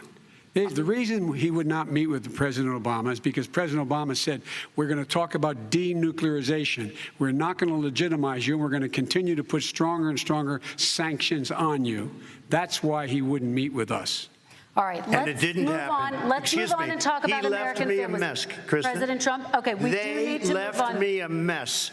North Korea was a mess. And in fact, if you remember the first 2 or 3 months, there was a very dangerous period in my first 3 months before we sort of worked things out a little bit. Okay. There was a they left us a mess. And Obama would be, I think, the first to say it was the single biggest problem he thought that our country. Okay, let's move on to American families and the economy.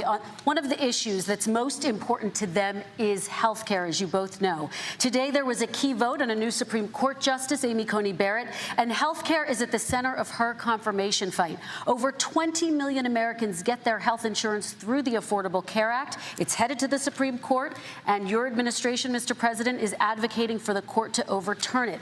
If the Supreme Court does overturn that law, those 20 million Americans could lose their health insurance almost overnight. So what would you do if those people have their health insurance taken away? You have 2 minutes uninterrupted. Sure. First of all, I've already done something that nobody thought was possible. Through the legislature, I terminated the individual mandate. That is the worst part of Obamacare, as we call it. The individual mandate where you have to pay a fortune for the privilege of not having to pay for bad health insurance. I terminated. It's gone. Now it's in court because Obamacare is no good. But then I made a decision. Run it as well as you can to my people, great people. Run it as well as you can. I could have gone the other route and made everybody very unhappy. They ran it. Premiums are down. Everything's down. Here's the problem. No matter how well you run it, it's no good. What we'd like to do is terminate it. We have the individual mandate done. I don't know that it's going to work. If we don't win, we will have to run it, and we'll have Obamacare, but it'll be better run. But it no longer is Obamacare, because without the individual mandate, it's much different.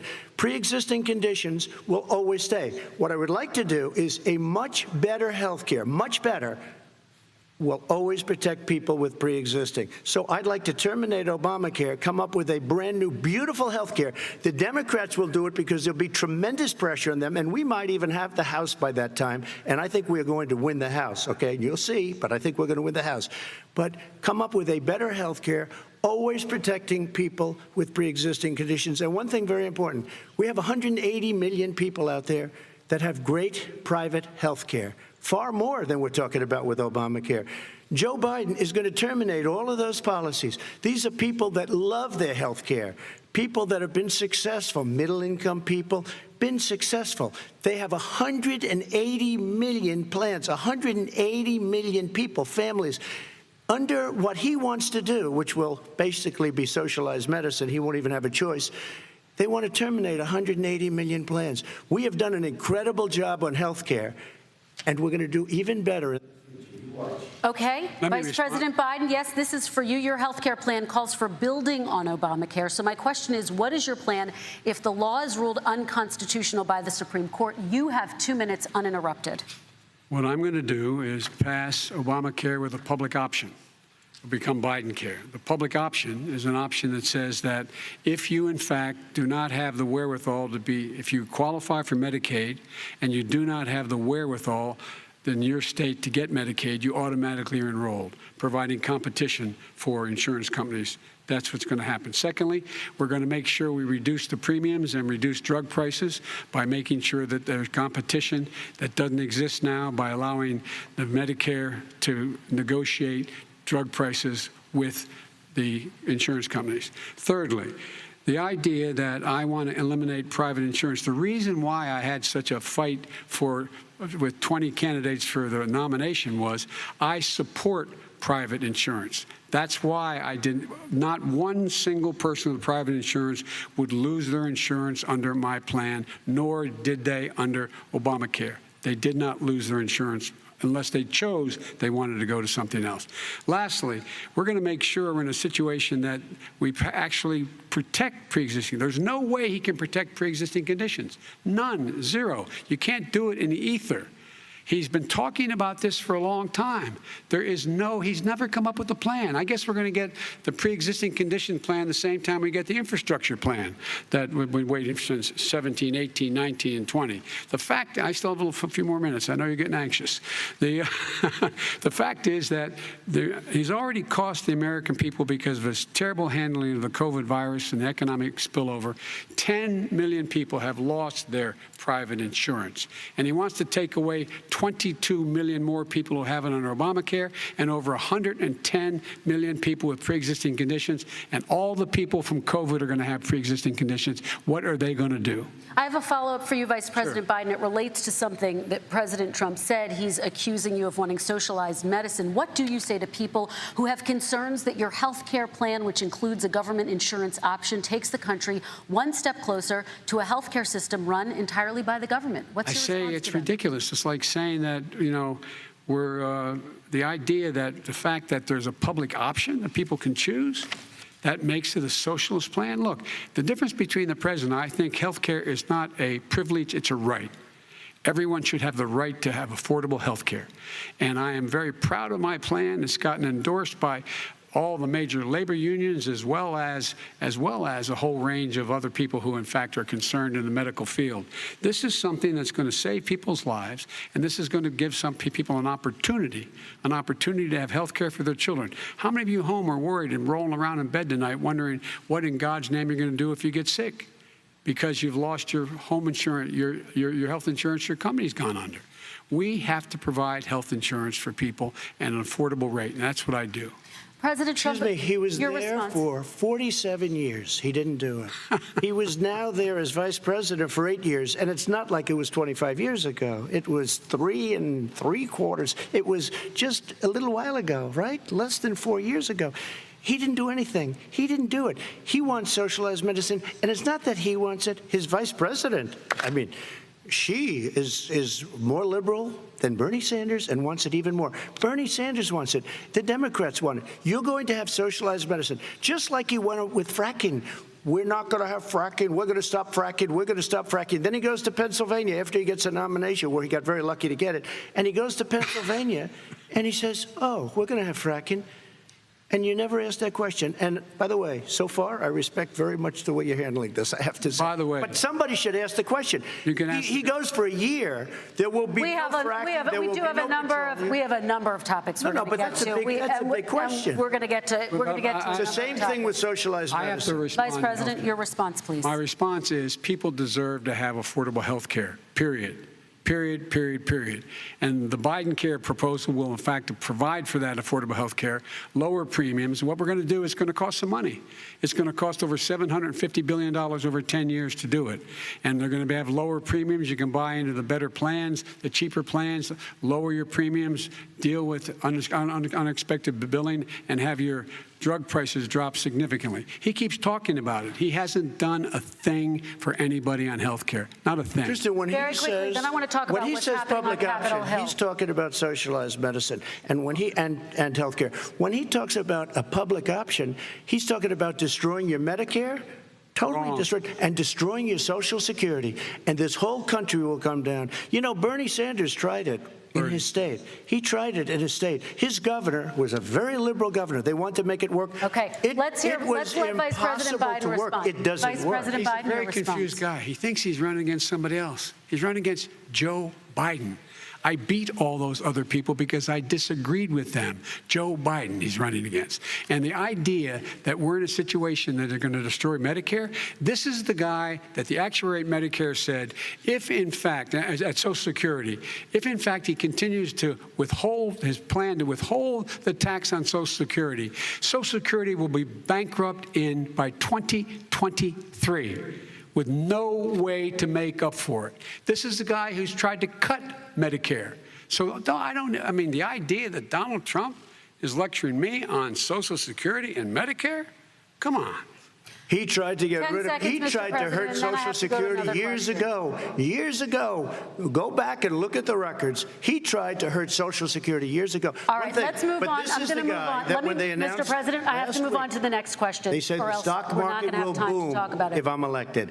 If he's elected, the stock market will crash. Okay, let's move on to the next question. Very quickly. Look. The idea that the stock market is booming is his only measure of what's happening. Where I come from in Scranton and Claymont, the people don't live off of the stock market. Just in the last three years during this crisis, the billionaires in this country made, according to the Wall Street, $700 billion more dollars. $700 billion more dollars, because that's his only measure. What happens to the ordinary people out there? What happens to them? Let's talk about what's happening on Capitol Hill. We're going to move on. 401ks are through the roof. We're going to move on. Stock are through the roof. All right. And he doesn't come from Scranton. That's like he lived there for a short period of time before he even knew it. We're going to move on to the next question. And the people of Pennsylvania Let me move on to my next question, gentlemen. As of tonight, more than 12 million people are out of work. And as of tonight, 8 million more Americans have fallen into poverty, and more families are going hungry every day. Those hit hardest are women and people of color. They see Washington fighting over a relief bill. Mr. President, why haven't you been able to get them the help they need? 30 seconds here. Because Nancy Pelosi doesn't want to approve it. I do. But you're the president. I do, but I still have to get. Unfortunately, that's one of the reasons I think we're going to take over the House, because of her. Nancy Pelosi doesn't want to approve anything because she'd love to have some victories on a date called November 3rd. Nancy Pelosi does not want to approve it. We are ready, willing, and able to do something. Don't forget, we've already approved 3 plans, and it's gone through, including the Democrats, in all fairness. This one she doesn't want. It's near the election because she thinks it helps her politically. I think it hurts her politically. All right, Mr. Vice President. The Republican leader in the United States Senate said he can't pass it. He will not be able to pass it. He does not have Republican votes. Why isn't he talking to his Republican friends? Let me follow up with you, Vice President If we made a Biden, deal, because the Republicans let me ask Vice President Biden a question. You are the leader of the Democratic Party. Why have you not pushed the Democrats to get a deal for the American people? Well, I have, and they have pushed it. Look, they passed this act all the way back in the beginning of the summer. This is like it's not new. It's been out there. This HEROES Act has been sitting there. And look at what's happening. When I was in charge of the Recovery Act with $800 billion, I was able to get $145 billion to local communities that have to balance their budgets and states that have to balance their budgets, so then have to fire firefighters, teachers, first responders, law enforcement officers, so they can keep their cities and counties running. He will not support that. They have not done a thing for them. And Mitch McConnell said, let them go bankrupt. Let him go bankrupt. Come on. What's the matter with these guys? The bill that was passed in the House was a bailout of badly run, high-crime, Democrat all run by Democrats, cities and states. It was a way of getting a lot of money, billions and billions of dollars to these states. It was also a way of getting a lot of money from our people's pockets to people that come into our country illegally. We were going to take care of everything for them. And what that does, and I'd love to do that, I'd love to help them, but what that does, everybody all over the world will start pouring into our country. We can't do it. This was a way of taking care of them. This was a way of spending on things that had nothing to do with COVID, as per your question. But it was really a big bailout for badly run Democrat cities and states. All right, If I get elected, I'm running as a proud Democrat, but I'm going to be an American president. I don't see red states and blue states. What I see is American, United States. And folks, every single state out there finds themselves in trouble. They're going to start laying off, whether they're red or blue, cops, firefighters, first responders, because teachers, because they have to balance their budget. And the founders were smart. They allowed the federal government to deficit spend to compensate for the United States of America. I want to talk about the minimum wage, gentlemen. Mr. Vice President, we are talking a lot about struggling small businesses and business owners these days. Do you think this is the right time to ask them to raise the minimum wage? You, of course, support a $15 federal minimum wage. I do, because I think one of the things we're going to have to do is we're going to have to bail them out, too. We should be bailing them out now, those small businesses. You got 1 in 6 of them going under. They're not going to be able to make it back. They passed a package that allows us to be able to call PPP. Money is supposed to go to help them do everything from organize how they can deal with their businesses being open safely. Schools, how they can make classrooms smaller, how they can hire more teachers, how they can put ventilation systems in. They need the help. The businesses as well as the schools need the help. But these guys will not help them. Is not giving them any of the money. We are going to move on to immigration, one thing very but I quickly, want he to said get we your have reaction. to help our small businesses by raising the minimum wage. That's not helping. I think it should be a state option. Alabama is different than New York. New York is different from Vermont. Every state is different. It should be a state option. You said very recently. We have to help. It's very important. We have to help our small businesses. How are you helping your small businesses when you're forcing wages? What's going to happen, and what's been proven to happen, is when you do that, these small businesses fire many of their employees. You said very recently you would consider raising the federal minimum wage to $15 an hour. You said recently you would consider raising the federal minimum wage to $15 an hour. Is that still the case? And I would consider it to an extent, but what I really like, in a second administration, but not to a level that's going to put all these businesses out of business. It should be a state option. Look, I've lived in different places. I know different places. They're all different. Some places, $15 is not so bad. In other places, other states, $15 would be Okay, President Trump, thank you. Quick response, Vice President Biden. 2 jobs, 1 job, be below poverty. People are making $6, $7, $8 an hour. These first responders, we all clap for as they come down the street because they've allowed us to make it. What's happening? They deserve a minimum wage of $15. Anything below that puts you below the poverty level. And there is no evidence that when you raise the minimum wage, businesses go out of business. That is simply not true. We're going to talk about immigration. We're going to talk about immigration now, gentlemen, and we're going to talk about families within this context. Mr. President, your administration separated children from their parents at the border, at least 4,000 kids. You've since reversed your zero-tolerance policy, but the United States can't locate the parents of more than 500 children. So how will these families ever be reunited? Children are brought here by coyotes and lots of bad people, cartels, and they're brought here, and they used to use them to get into our country. We now have as strong a border as we've ever had. We're over 400 miles of brand new wall. You see the numbers, and we let people in, but they have to come in legally, and they come in through But how will you reunite these kids with their families, Let me just tell you, Mr. President? they built cages. You know, they used to say, I built the cages, and then they had a picture in a certain newspaper, and it was a picture of these horrible cages, and they said, look at these cages. President Trump built them. And then it was determined they were built in 2014. That was him. Do you have a plan to reunite the kids? Yes, we're working on it we're trying very hard. But a lot of these kids come out without the parents. They come over through cartels and through coyotes and through gangs. Vice President Biden, let me bring you into this conversation. Quick response and then another question to you. These 500-plus kids came with parents. They separated them at the border to make it a disincentive to come to begin with. real tough. We're really strong. And guess what? They cannot, it's not coyotes didn't bring them over. Their parents were with them. They got separated from their parents. And it makes us a laughing stock and violates every notion of who we are as a nation. Let me ask you a follow-up Kristen, question. they did it. We changed the policy. Your response they to that? They did it. We changed. Did not They built the cages. Who built the cages, Joe? Let's talk about what Who we're built the talking about. cages, Let's Joe? talk about what we're talking about. What happened? Parents were ripped, their kids were ripped from their arms and separated. And now they cannot find over 500 of sets of those parents, and those kids are alone. Nowhere to go. Nowhere to go. It's criminal. It's criminal. Let me ask Kristen, you about I will say this. immigration. They went 10 down. We seconds, and brought then I need to ask reporters, you. everything. They are so well taken care of. They're in facilities that were so clean. But some and of them gotten haven't been such reunited But with their just ask families. one question.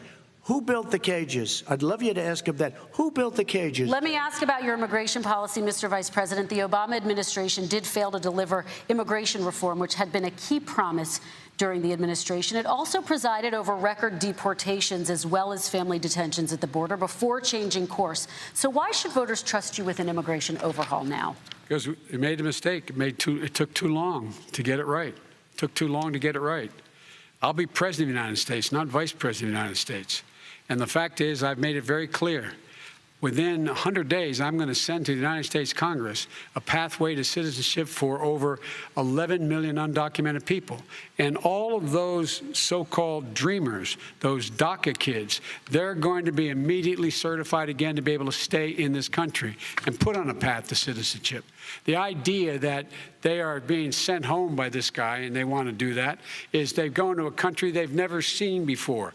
I can imagine you're 5 years old, your parents are taking you across the Rio Grande River, and it's illegal. And you say, oh, no, Mom, leave me here. I'm not going to go with you. They've been here. Many of them are model citizens. Over 20,000 of them are first responders out there taking care of people during this crisis. We owe them. We owe them. Kristen, he had 8 years to do what he said he was going to do.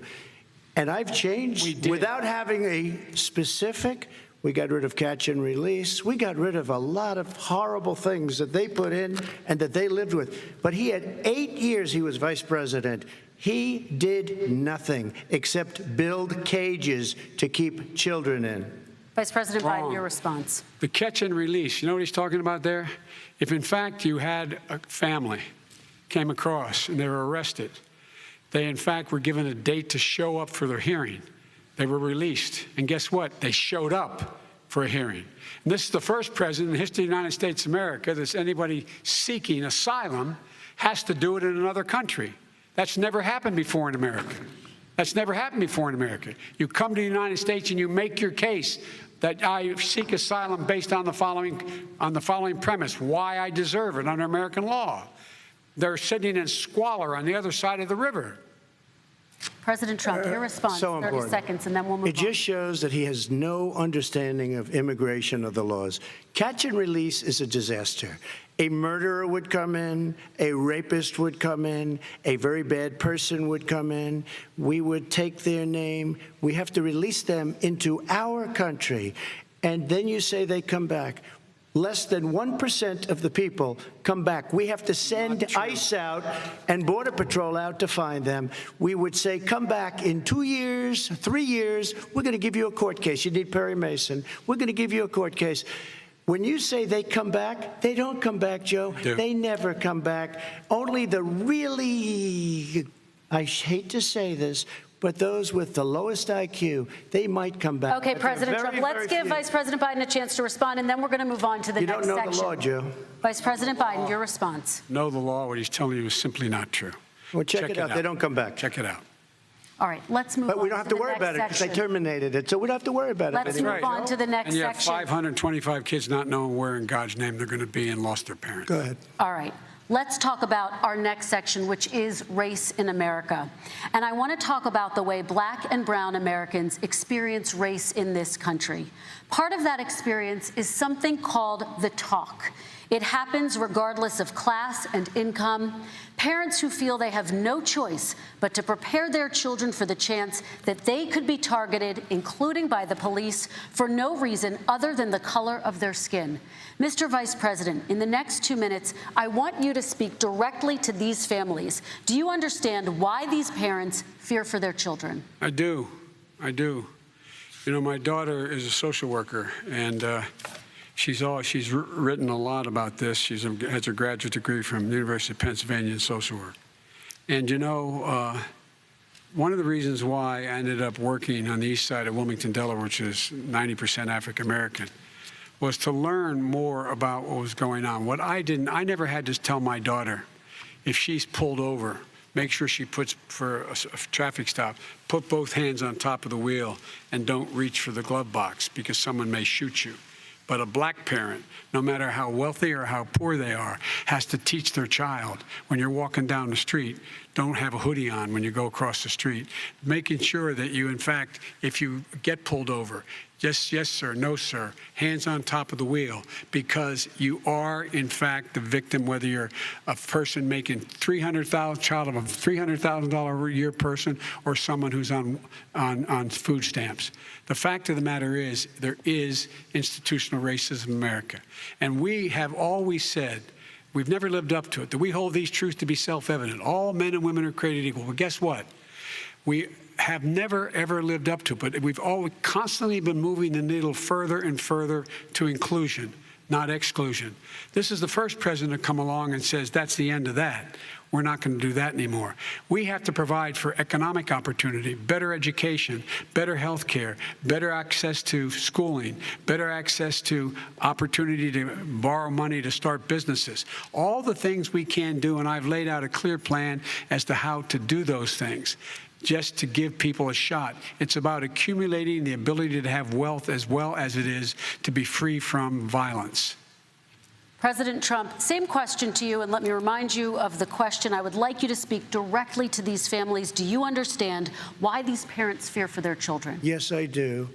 And again, he's been in government 47 years. He never did a thing except in 1994 when he did such harm to the black community. And they were called, and he called them super predators. And he said that. He said it, super predators. And they have never lived that down. 1994, your crime bill, the super predators. Nobody has done more for the black community than Donald Trump. And if you look, with the exception of Abraham Lincoln, possible exception, but the exception of Abraham Lincoln, nobody has done what I've done. Criminal justice reform. Obama and Joe didn't do it. I don't even think they tried because they had no chance at doing it. They might have wanted to do it, but if you had to see the arms I had to twist to get that done, it was not a pretty picture, and everybody knows it, including some very liberal people that cried in my office. They cried in the Oval Office. 2 weeks later, they're out saying, gee, we have to defeat him. Criminal justice reform, prison reform, opportunity zones with Tim Scott, a great senator from South Carolina. He came in with this incredible idea for opportunity zones. It's one of the most successful programs. People don't talk about it. Tremendous investment is being made. Biggest beneficiary, the black and Hispanic communities, and then historically black colleges and universities. After 3 years of coming to the office, I love some of those guys. They were great. They came into the office and they said, I said, what are you doing? After 3 years, I said, why do you keep coming back? Because we have no funding. I said, you don't have to come back every year. We have to come back because President Obama would never give them long-term funding, and I did. 10-year long-term funding, and I gave them more money than they asked for because they said, I think you need more.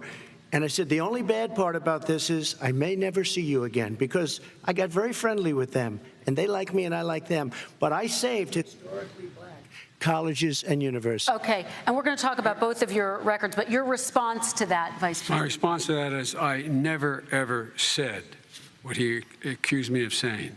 The fact of the matter is, in 2000, though, after the crime bill had been in the law for a while, this is the guy who said, the problem with the crime bill, there's not enough people in jail. There's not enough people in jail. And go on my website, get the quote, the date when he said it. Not enough people. He talked about marauding gangs, young gangs, and the people who are going to maraud our cities. This is a guy who in the Central Park five innocent black kids, he continued to push for making sure that they got the death penalty. None of them were guilty of the crimes they were suggested. Look, and talk about granted, he did in fact let 20 people, he commuted 20 people's sentences. We commuted over 1,000 people's sentences. Over 1,000. The very law he's talking about is a law that, in fact, initiated by Barack Obama. And secondly, we're in a situation here where the federal prison system was reduced by 38,000 people under our administration. And one of these things we should be doing, there should be no minimum mandatories in the law.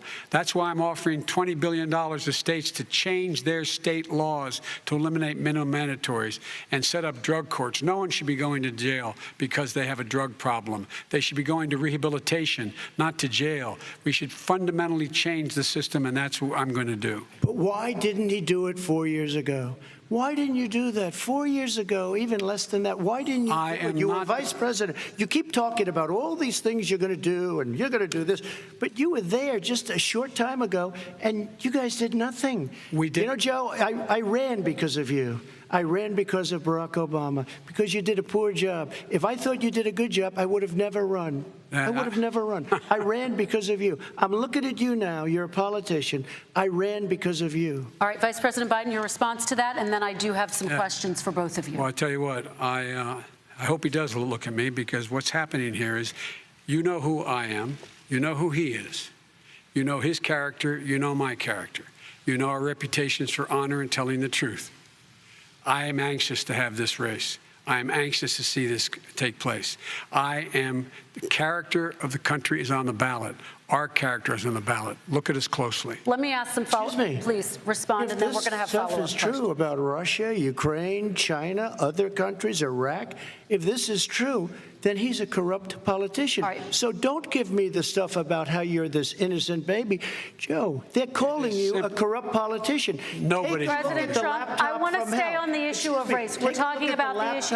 From hell. President Trump, we're talking about race right now, and I do want to stay on the issue of race. President Trump, I have to respond to that. Please, because look, there are 50 former national intelligence folks who said that what he's accusing me of is a Russian plan. They have said that this has all the five former heads of the CIA, both parties, say what he's saying is a bunch of garbage. Nobody believes it except his and his good friend Rudy Giuliani. You mean the laptop is now another Russia hoax? That's exactly what. Is this where you're going? This is where he's going. The laptop is Russia. Gentlemen, I want to stay on the issue of race. You have to be kidding. Here we go again with Russia. We're going to continue on the issue of race. Mr. President, you've described the Black Lives Matter movement as a symbol of hate. You've shared a video of a man chanting white power to millions of your supporters. You've said that black professional athletes exercising their First Amendment rights should be fired. What do you say to Americans who say that kind of language from a president is contributing to a climate of hate and racial strife? Well, you have to understand, the first time I ever heard of Black Lives Matter, they were chanting pigs in a blanket, talking about police. Pigs, talking about our police. Pigs in a blanket, fry them like bacon. I said, that's a horrible thing. And they were marching down the street. And that was my first glimpse of Black Lives Matter. I thought it was a terrible thing. As far as my relationships with all people, I think I have great relationships with all people. I am the least racist person in this room. But what do you say to Americans who are concerned by that rhetoric? I don't know. I don't know what to say. I got criminal justice reform done and prison reform and opportunity zones. I took care of black colleges and universities. I don't know what to say. They can say anything. They can say anything.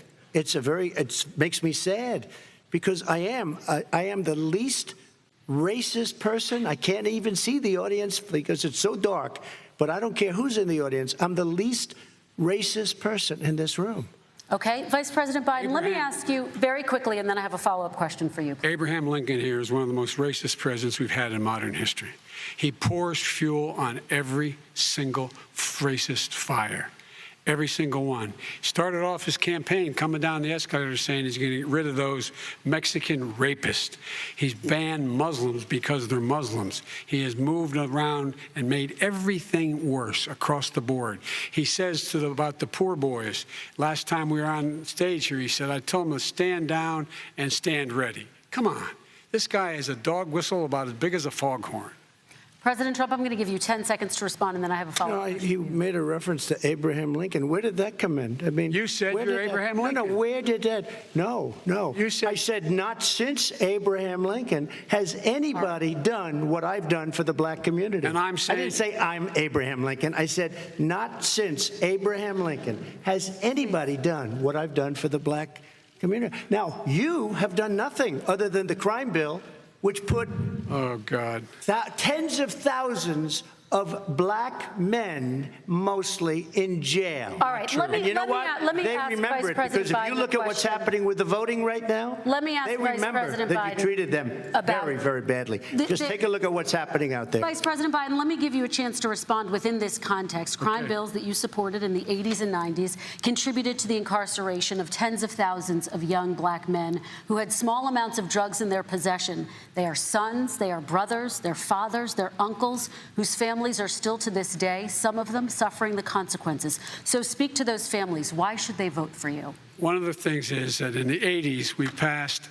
100%, all 100 senators voted for it, a bill on drugs and how to deal with drugs. It was a mistake.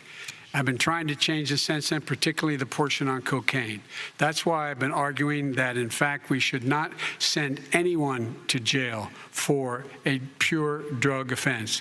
They should be going into treatment across the board. That's what we should be spending money on. That's why I set up drug courts, which were never funded by our Republican friends.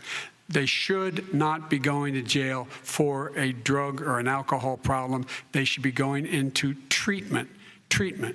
That's what we've been trying to do. That's what I'm going to get done, because I think the American people have now seen that, in fact, it was a mistake to pass those laws relating to drug. But they were not in the crime bill.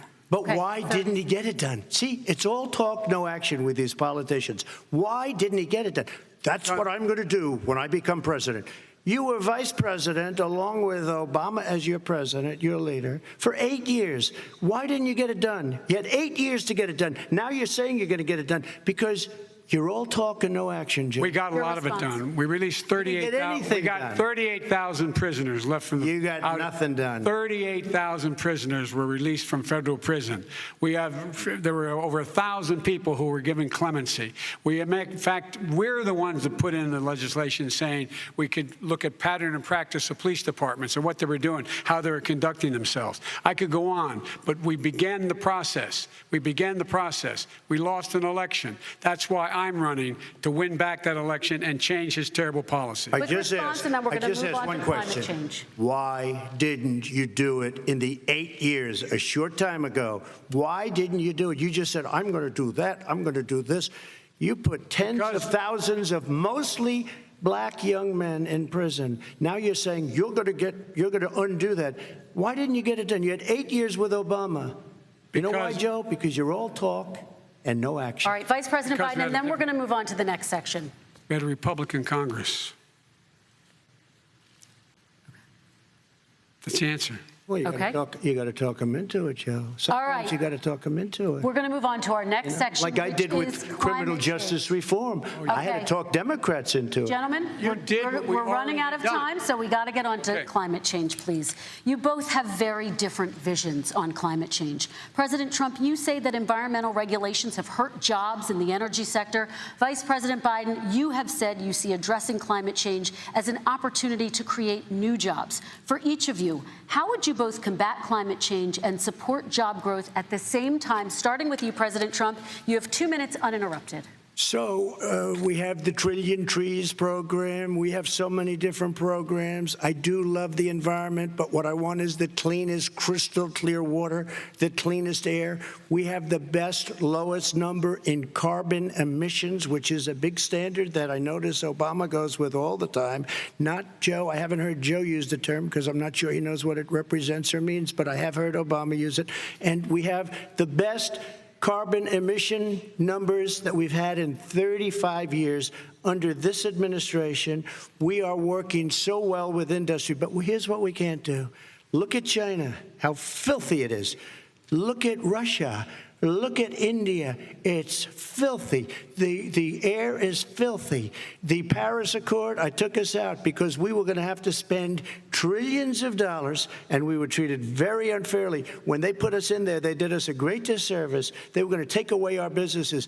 I will not sacrifice tens of millions of jobs, thousands and thousands of companies because of the Paris Accord. It was so unfair. China doesn't kick in until 2030. Russia goes back to a low standard, and we kicked in right away. It would have destroyed our businesses. So, you ready? We have done an incredible job environmentally. We have the cleanest air, the cleanest water, and the best carbon emission standards that we've seen in many, many years. Vice President And we Biden. haven't destroyed our industries. Vice President Biden, 2 minutes to you, uninterrupted. Climate change and climate warming, the global warming, is an existential threat to humanity. We have a moral obligation to deal with it.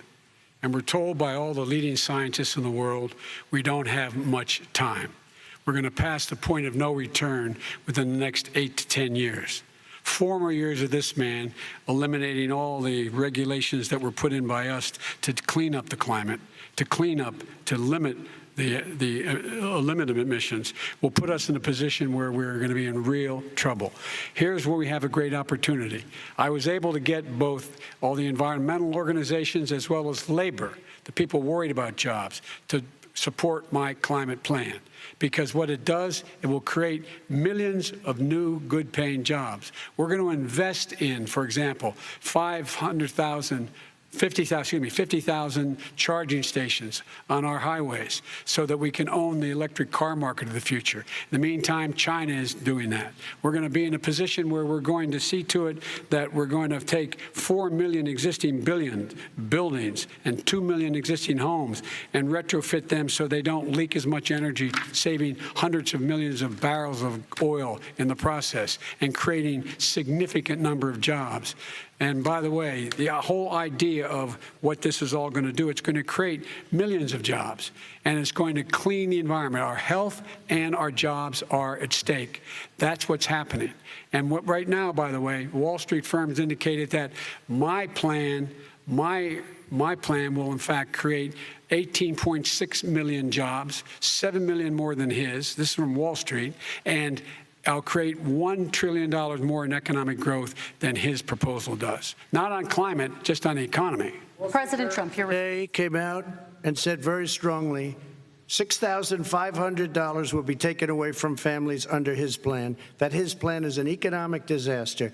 If you look at what he wants to do, if you look at his plan, his environmental plan, you know who developed it? AOC plus 3.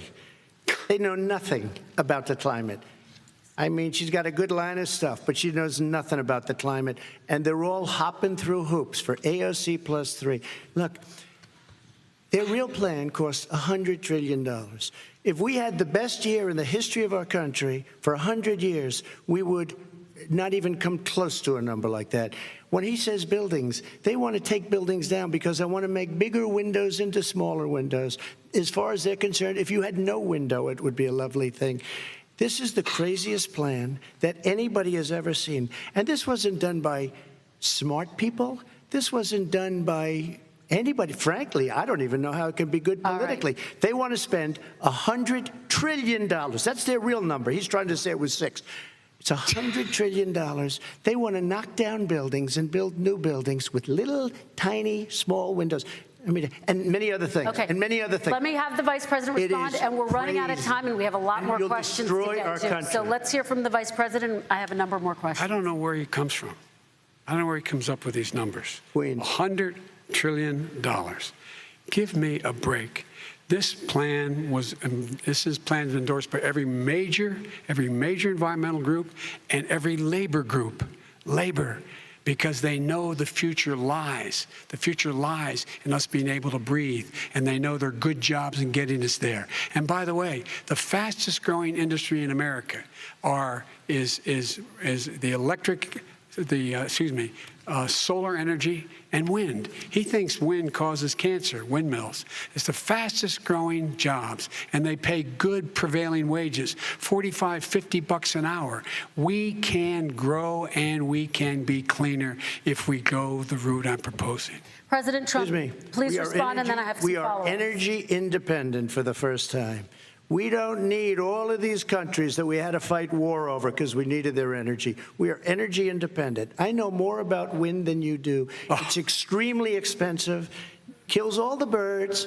It's very intermittent. It's got a lot of problems, and they happen to make the windmills in both Germany and China. And the fumes coming up, if you're a believer in carbon emission, the fumes coming up to make these massive windmills is more than anything that we're talking about with natural gas, which is very clean. One other thing. Find me a scientist Solar. that said that. I love solar, but solar doesn't quite have it yet. It's not powerful yet to really run our big, beautiful factories that we need to compete with the world. So it's all a pipe dream. But you know what we'll do? We're going to have the greatest economy in the world. But if you want to kill the economy, get rid of your oil industry. You want and what about fracking? All right, let me allow Vice President Biden to respond. I never said I oppose fracking. You said it on tape. I did show the tape. Put it on your website. I'll put it on. Put it on the website. The fact of the matter is he's flat lying. Would you rule out banning fracking? I do rule out banning fracking because the answer, we need other industries to transition to get to ultimately a complete zero emissions by 2025. What I will do with fracking over time is make sure that we can capture the emissions from the fracking, capture the emissions from gas. We can do that, and we can do that by investing money in doing it. But it's a transition to that. I have one more question in this pod, and then we have. He was against fracking. He said it. I will show that to you tomorrow. I am against fracking. Until he got the nomination, went to Pennsylvania, then he said, but you know what, Pennsylvania? He'll be against it very soon because his party is totally against it. Fracking on federal land, I said. No fracking or oil on federal land. Let me ask this final question in this section, and then I want to move on to our final section. President Trump, people of color are much more likely to live near oil refineries and chemical plants. In Texas, there are families who worry the plants near them are making them sick. Your administration has rolled back regulations on these kinds of facilities. Why should these families give you another 4 years in office? The families that we're talking about are employed heavily, and they're making a lot of money, more money than they've ever made. If you look at the kind of numbers that we produce for Hispanic, for Black, for Asian, it's 9 times greater, the percentage gain, than it was in 3 years, than it was under 8 years of the 2 of them, to put it nicely. 9 times more. Now, somebody lives, I have not heard the numbers or the statistics that you're saying, but they're making a tremendous amount of money economically. We saved it, and I saved it again a number of months ago when oil was crashing because of the pandemic. We saved it. We got, say what you want about relationship, we got Saudi Arabia, Mexico, and Russia to cut back, way back. We saved our oil industry, and now it's very vibrant again. And everybody has very inexpensive gasoline. Remember Vice President Biden, your response, and then we're going to have a final question for both of you. My response is that those people live on what they call fence lines. He doesn't understand this.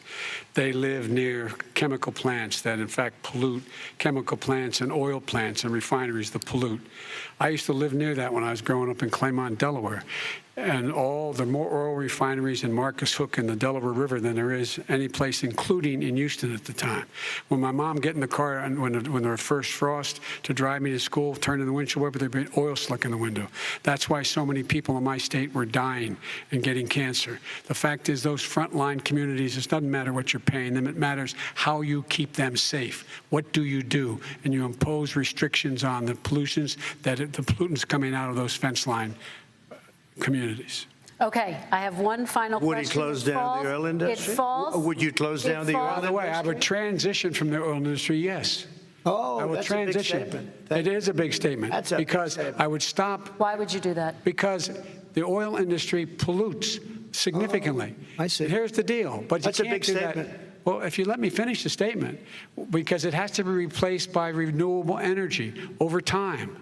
Over time. And I'd stop giving to the oil industry, I'd stop giving them federal subsidies. He won't give federal subsidies to the gas, excuse me, to solar and wind. Yeah. Why are we giving it to oil industry? We actually do give it to solar and wind. We And have that's one maybe the final biggest question. statement in terms of business. That's the biggest statement. Okay. Because We have basically one what he's final saying question, is he is Mr. going to President. destroy the oil industry.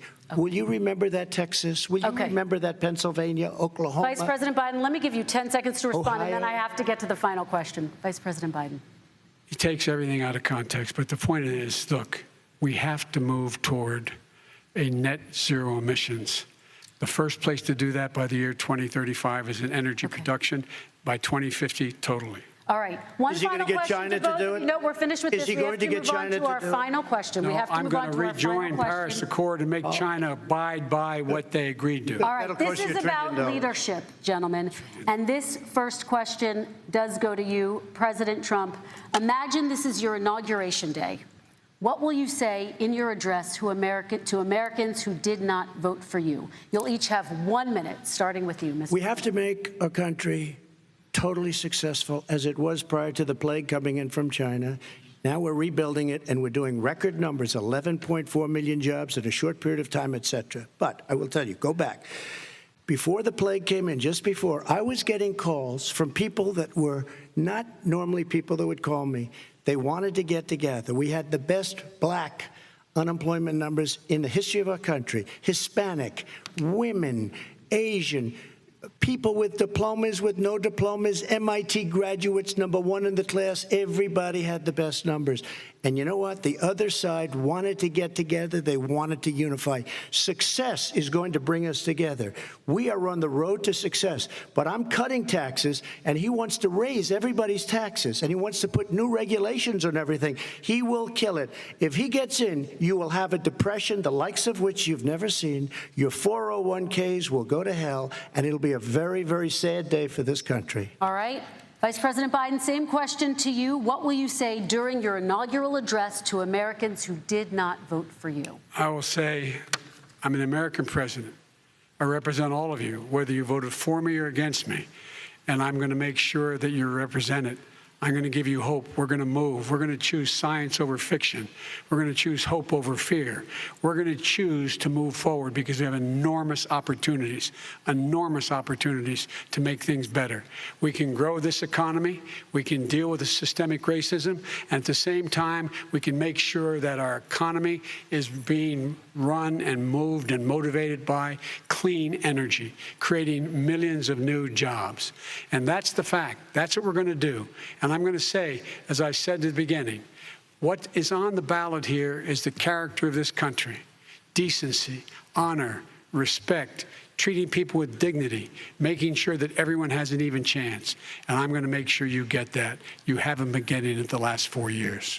All right. I want to thank you both for a very robust hour and a half, a fantastic debate. Really appreciate it. President Trump, former Vice President Joe Biden, thank you to Belmont University for hosting us tonight. And most importantly, thank you to those watching tonight. Election Day is November 3rd. Don't forget to vote. Thank you, everyone, and have a great night. Thank you. And an extraordinary final debate between the two candidates, much more substantive and a clash of ideas than we saw in the previous debate between the two candidates.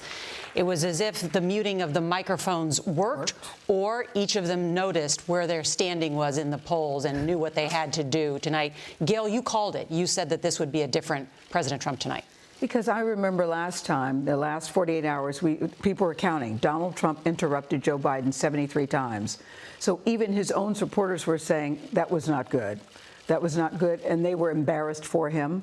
He came across, many thought, as obnoxious and a bully. And I think, people say Donald Trump doesn't listen to his advisors, but we kept hearing the last 48 hours his advisors saying he's going to tone it down. He knows what he needs to do. And this is probably the last time that he has an opportunity to talk to an audience that is not his base.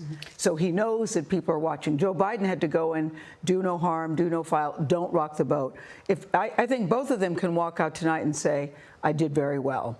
The first question posed to both the candidates is, what would you do in the future to change how the trajectory of the COVID pandemic is going? President Trump did not answer that question. Instead, he said, essentially, it's not his fault and that we're rounding the corner. Yeah, this was an actual debate. I mean, as opposed to some of the other things we've had, there was a real exchange on this question is one of them. President Trump chose to defend his record, which is probably wise for him. This is a referendum on the president. It's not about 90 minutes of how he behaved tonight. It's about 4 years in office.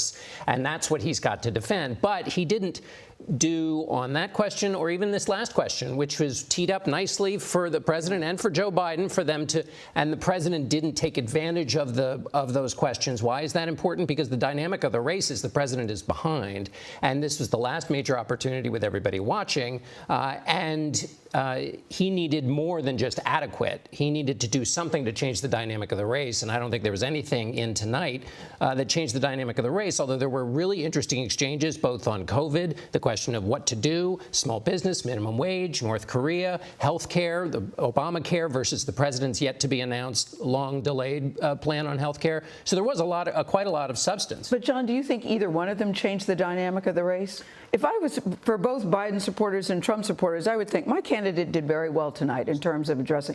I know there were many times Donald Trump didn't answer the question, but I think, because the last one was so off the rails, the fact that it was civil, I think, was a win.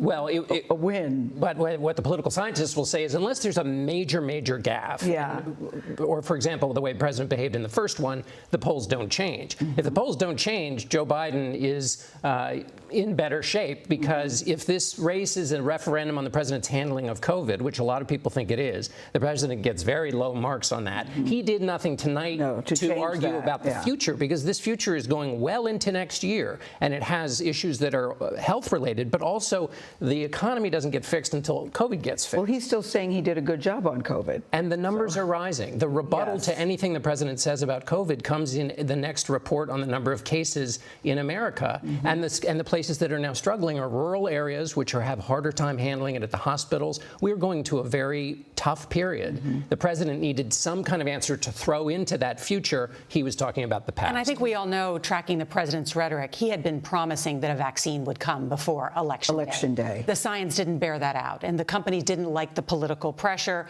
They wanted to make sure they had all the safety protocols in place. And as we've heard from the head of Pfizer, it won't be till late November, early December before they submit approval for a potential vaccine. And that's why all government officials had said for all of us, the widespread public, to get it, it would be April of next year at the earliest. Want to bring in CBS's Nicole Killion. She is standing by in the debate hall in Nashville. And Nicole, your impressions of this debate? Well, I can tell you that the Biden campaign is very pleased with the former vice president's performance. They feel that they put the president on the defensive, particularly in the instance where he brought up the president's taxes. 1-8 telling me that he flipped the script on the president. The campaign also doesn't feel that the president's performance tonight changes the trajectory of this race, even if it did take on a softer tone. A few other key takeaways. The vice president, former vice president, clearly trying to make the argument that the president failed the American public on the pandemic. He also didn't take the bait when the president tried to challenge him. And then lastly, making that quintessential argument at the end that he would be an American president for all, trying to appeal to a broad swath of voters. Nora? Nicole Killion, thank you. CBS's Paula Reed is at the White House, and we saw the president tonight. While he did not interrupt as much as he did in the previous debate, he was on the offense. He was, and we will fact check him later on in this broadcast, and he also made it personal about Biden's family. He did, and that was part of the strategy tonight. I've been texting with some of the president's advisors, and one just texted me back saying the man stuck to the plan. And part of that plan was not to interrupt, to allow his opponent to speak, potentially make a mistake, The other part of the strategy was to bring up Biden's son, Hunter, put those accusations into the mainstream, get them in front of tens of millions of voters. It appears on those 2 points, he succeeded. Paula Reed, thank you. John, you were going to comment on that? Well, it's a very low bar when you say the goal tonight is not to do the disastrous thing you did last time. That is a bar that you've got to do better than that when the race is not going your way. Yeah, you've got to be on the offense, but without being offensive. But do you think that the voters care about Hunter Biden? No, but this is Joe Biden didn't take the bait on that at all. We have actually Reince Priebus, the former head of the Republican National Committee, and Trump's first chief of staff is with us. Valerie Jarrett, former senior advisor to President Barack Obama. I want to get them to weigh in. And Valerie, let me start with you. We knew that those attacks on Biden's family were coming.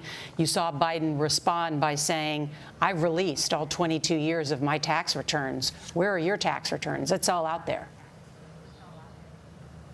Well, that's right, Nora. And I think tonight the winners were the American people, particularly the undecided. They had an opportunity to see both men, their competency, their track records, their temperament. And I think that Vice President Biden did a very good job of speaking directly to the American people and framing all of his answers in the context of what it would mean to your life. And I don't think that the American people are interested in his son or any of those ancillary issues. They're interested in what's happening around their kitchen table, and that's where Joe Biden, I think, is at his strongest, from health care to the COVID-19 to race relations in our country to our stature around the world. Reince Priebus, you follow the polls, the state of the race so closely. Trump won the senior vote in 2016. He's now trailing Biden, according to the Wall Street Journal, with seniors by 27 points. What's happened in the state of this race? Well, I don't know if that's true, Nora. I mean, that's certainly what the poll says, but I don't think that's the case. If that were the case, we'd be losing Florida by double digits right now, and that's just not true. I think President Trump probably wins Florida. I think things are a little bit tighter in this race than I think some of the people out there are talking about. But look, the president did a few things today, which was in the plan. Number one, I think he was charming tonight. I think he was presidential. I think he obviously let Biden talk, which Dickerson just alluded to, but that was important, to let Biden talk and give him some rope. But number three, he pivoted back to Biden a lot. And I think ultimately the biggest score for the president was when he said, all talk, no action. You've been in politics for 47 years. You're vice president for 8 years. You didn't do it. And here you are coming here and telling us about all your plans. I mean, there was a lot to talk about tonight. Obviously, we don't have the time to go through it all, but certainly a better debate. I think the president did very well, and I also think the moderator did a much better job. Can we just Reince, can I ask you a question? Do you think that the president did anything to change the trajectory of this race tonight? Well, you know, the margins, Gail, are so small. I mean, we're talking about 2 to 3% of the public out there that you can influence in a state like Wisconsin and Michigan. I mean, if you can influence 4,000 or 5,000 people in an entire state, it can be the difference between winning and losing. I mean, we're going to go to court potentially over ballot signatures and postage stamps for the next 2 months. Potentially. I hope not, but that could happen. So we're talking about influencing just a speck of people, and that's what it's coming down to. All right. Reince Priebus and Valerie Jarrett, thank you both. And we're going to take a short break. When we come back, we're going to fact check the candidates when CBS News coverage of the presidential debate continues.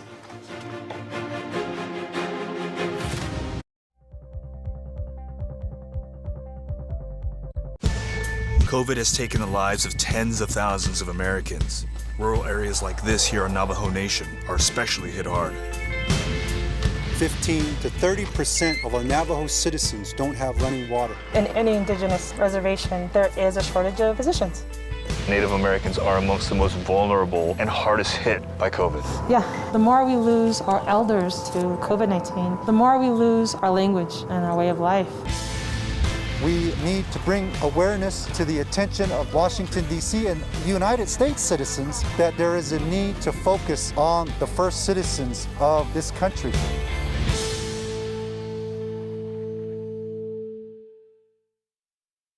CBSN Los Angeles. Get local news, breaking news, anytime, anywhere.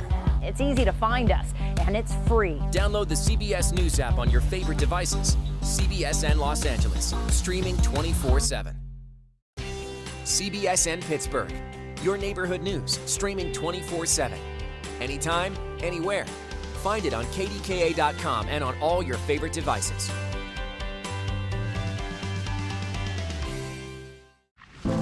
In 60 years, we went from about 100,000 factory workers to probably about 7,000.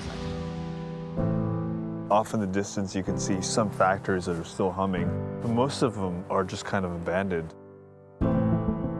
The restaurant industry right now is one of the largest and fastest growing industries in America.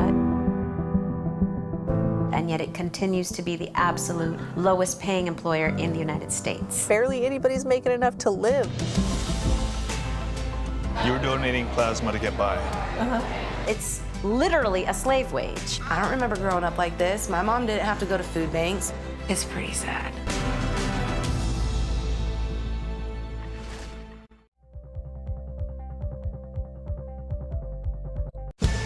COVID has taken the lives of tens of thousands of Americans. Rural areas like this here in Navajo Nation are especially hit hard. 15 to 30% of our Navajo citizens don't have running water. In any indigenous reservation, there is a shortage of physicians. Native Americans are amongst the most vulnerable and hardest hit by COVID. Yeah, the more we lose our elders to COVID-19, the more we lose our language and our way of life. We need to bring awareness to the attention of Washington, D.C. and United States citizens that there is a need to focus on the first citizens of this country.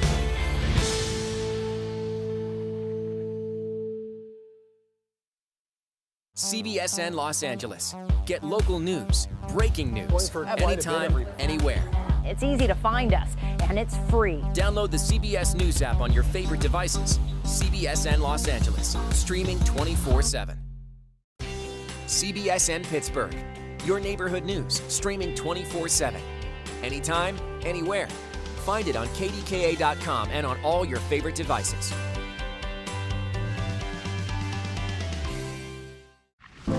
In 60 years, we went from about 100,000 factory workers to probably about 7,000. Off in the distance, you can see some factories that are still humming, but most of them are just kind of abandoned. The restaurant industry right now is one of the largest and fastest growing industries in America. And yet it continues to be the absolute lowest paying employer in the United States. Barely anybody's making enough to live. You were donating plasma to get by. It's literally a slave wage. I don't remember growing up like this. My mom didn't have to go to food banks. It's pretty sad.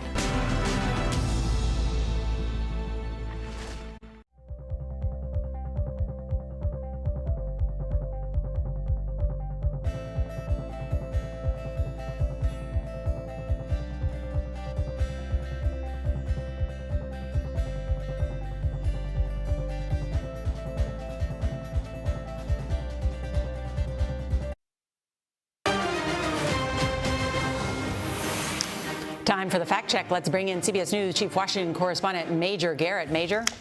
We have three for you, Nora. Let's start with the first one. The President Trump said it will go away, referring to coronavirus. We're rounding the corner. It's going away. We rate that as false, and here's why.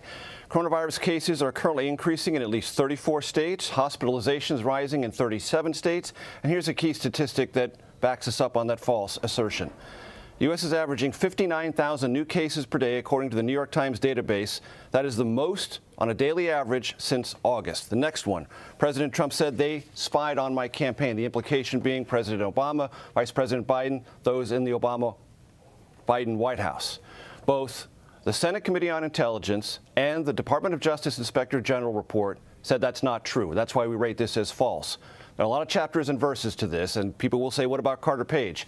Yes, there was surveillance of Carter Page that has been roundly criticized, even by the Inspector General, but he was not a significant player at any time in the Trump campaign.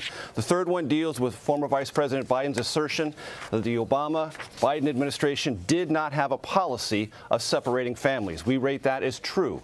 They were separated in rare instances to protect children or if those that their parents were identified to be criminals or threats to the children, but it was not a systemic policy as it was with the Trump administration, an outgrowth of their zero-tolerance policy on the border. Nora, you saw some of those facilities the Trump administration contracted with. That's why we rate the assertion by former Vice President Biden that there was no policy to separate families as true. Very helpful. All right, we're going to be back with some final thoughts, including Trump's statement, "I'm the least racist person in this room." We'll be right back.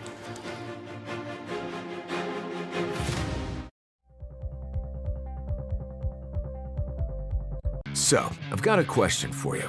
What if you could watch all the CCO news you want and see all your favorite CCOers anytime, anywhere? Well, you can. Go ahead and grab your phone. Come on, I know it's close by. And go to WCCO.com. Or get the app, and poof, there we are, right next to all those other networks you stream. Bonus time, it's free. You heard right, zip nada zilch, for free. CBSN Minnesota, built by CBS News, powered locally by WCCO. Wherever you are, wherever you go, breaking Bay Area news, live.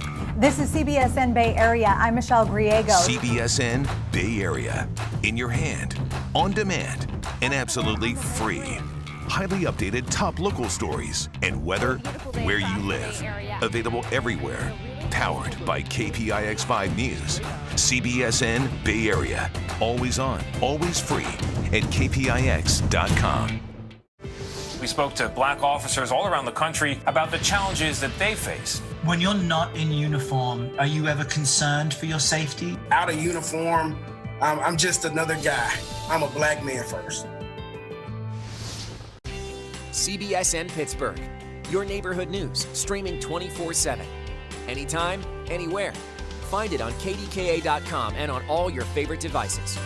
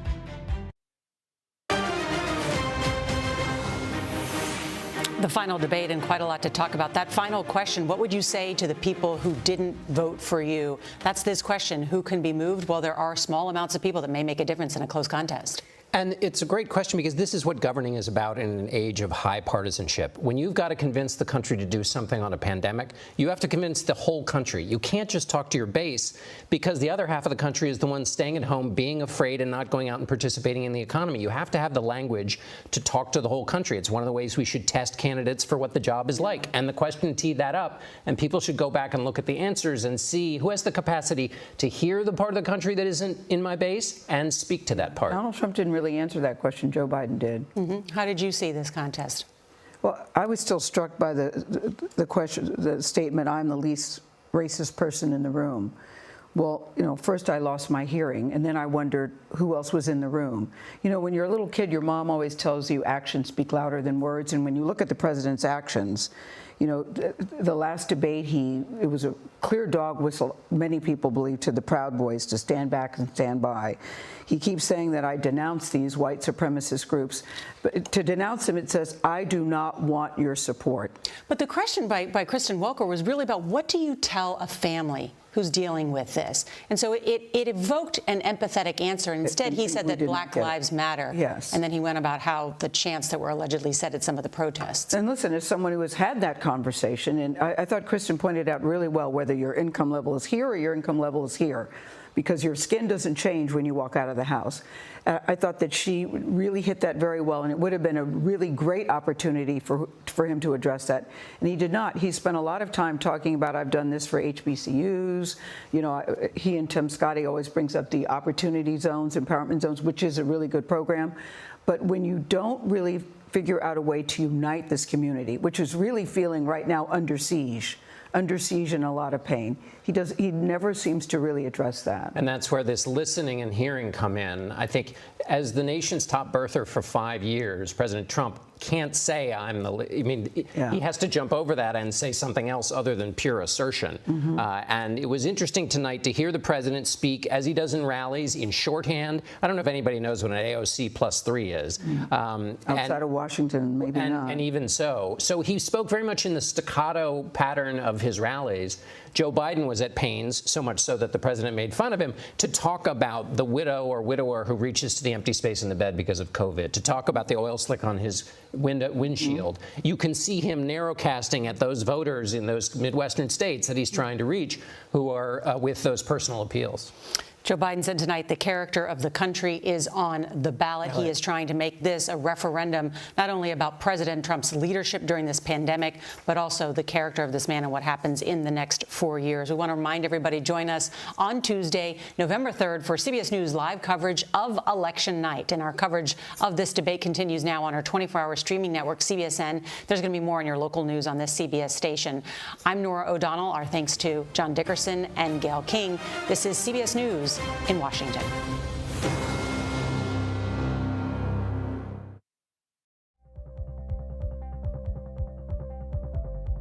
Go to the ends of the earth. Right now. We got something crazy. And reach for the stars. Here we are. Time. Yes, it's my comeback. Hey, this is pretty fun. But wait, there's more. Experience thought-provoking, Welcome to the idea of being a human being. innovative, and truly original reporting. Look through a telescope and go, wow. Because there's always something new under the sun on CBS Sunday morning. COVID has taken the lives of tens of thousands of Americans. Rural areas like this here on Navajo Nation are especially hit hard. 15 to 30% of our Navajo citizens don't have running water. In any indigenous reservation, there is a shortage of physicians.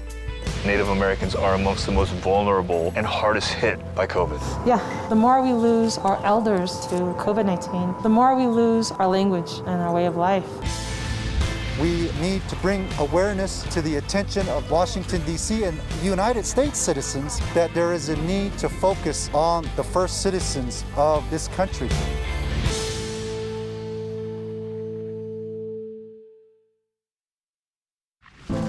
In 60 years, we went from about 100,000 factory workers to probably about 7,000. Off in the distance, you can see some factories that are still humming, but most of them are just kind of abandoned. The restaurant industry right now is one of the largest and fastest growing industries in America. And yet it continues to be the absolute lowest paying employer in the United States. Barely anybody's making enough to live.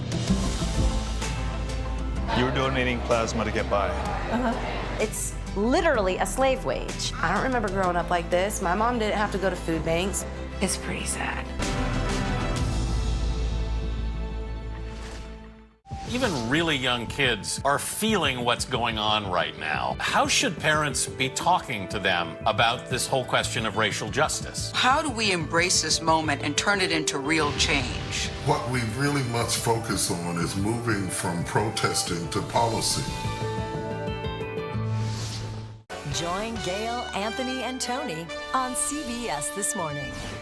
CBSN Los Angeles. Get local news, breaking news, anytime, anywhere. It's easy to find us, and it's free. Download the CBS News app on your favorite devices. CBSN Los Angeles, streaming 24/7. You can watch CBSN 24/7. I've got an amazing story to share with you. I understand you have some breaking news. How does it all play out? It's quite an adventure here at CBSN. It's been a day.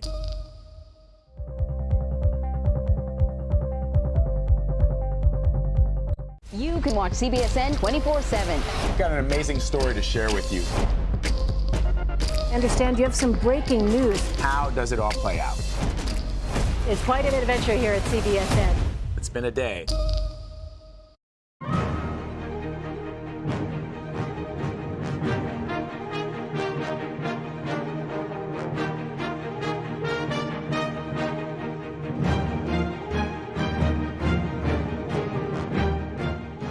Hi, everyone. I'm Elaine Quijano. Thanks for joining us for our special coverage of the second and final 2020 presidential debate. President Trump and Joe Biden shared the stage together for one last time before the November 3rd election.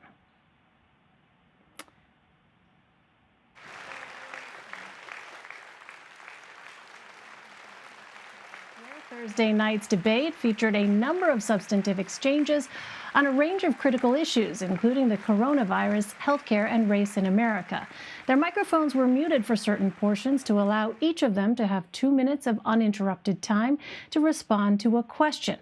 The president's tone was notably different compared to the first debate, which was marked by frequent interruptions and, at times, higher decibel levels. Well, tonight, voters were actually able to hear from the candidates, and the night kicked off with the candidates clashing over the president's handling of the coronavirus, which has killed more than 220,000 people in the United States.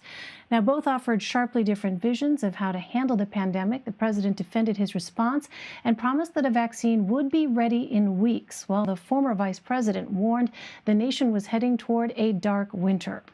The candidates also sparred over election interference and foreign entanglements. President Trump took aim at Joe Biden's son, Hunter Biden, over his business interests abroad. Both candidates accused each other of corruption. But is this all enough to change the minds of undecided voters in America? Important to note that more than 47 million Americans have already cast their ballots. Here's more of what you may have missed from the debate. It will go away, and as I say, we're rounding the turn, we're rounding the corner. It's going away. 220,000 Americans dead. Anyone who's responsible for not taking control, in fact, not saying I take no responsibility initially. Anyone who's responsible for that many deaths should not remain as president. I caught it. I learned a lot. Great doctors, great hospitals. We have to recover. We can't close up our nation. We have to open our school, and we can't close up our nation, or you're not going to have a nation. He says that we're learning to live with it. People are learning to die with it. You folks home will have an empty chair at the kitchen table this morning. That man or wife going to bed tonight and reaching over to try to touch their, out of habit, where their wife or husband was, is gone. Learning to live with it. Come on. We're dying with it.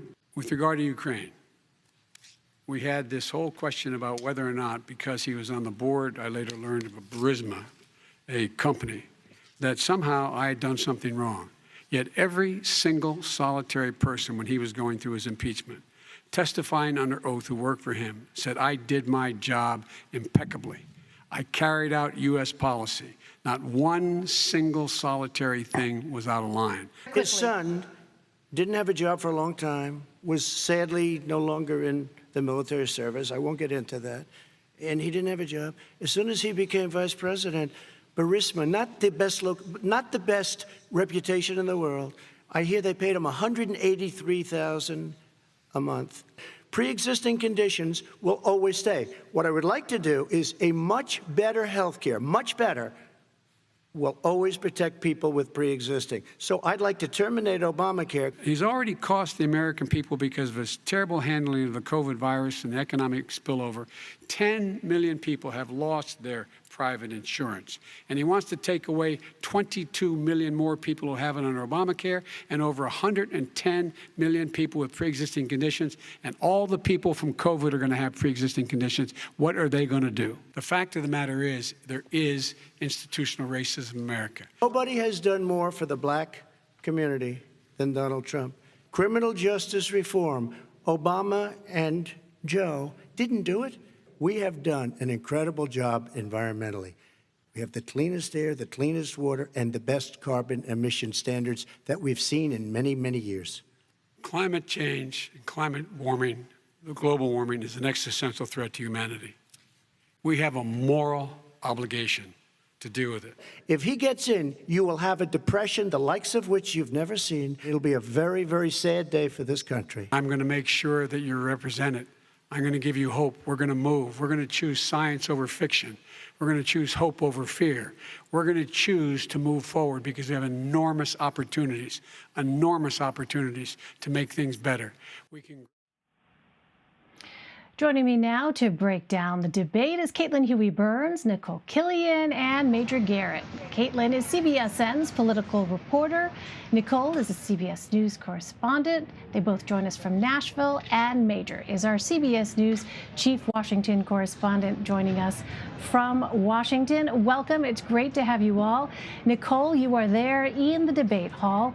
I want to get your take on the president's strategy for this particular debate. It seemed to be noticeably different than the approach he took at the first debate.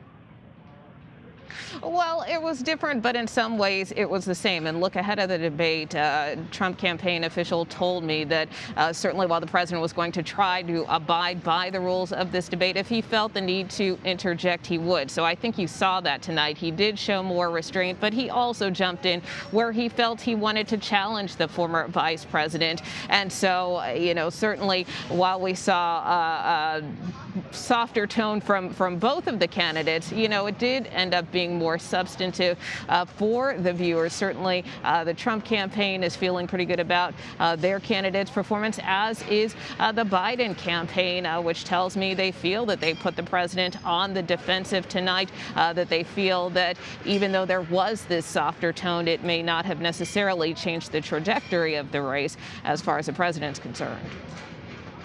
Yeah, Caitlin, let me ask you, going into the night, what were officials at the Biden campaign saying about the mission for the former vice president tonight?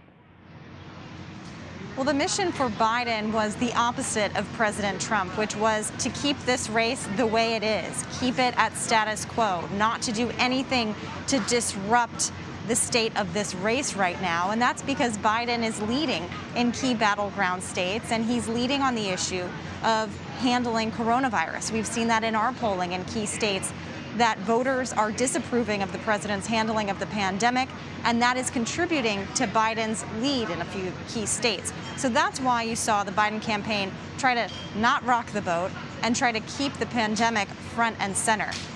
This comes, of course, as the president seems to have been listening to advisors who, after the last debate, said that they wanted him to interrupt less and allow Biden more time to stumble. We didn't see huge stumbles from Biden tonight. The question, of course, is with 12 days left and 47 million people having already cast their ballots, does this do much to change the trajectory of the race?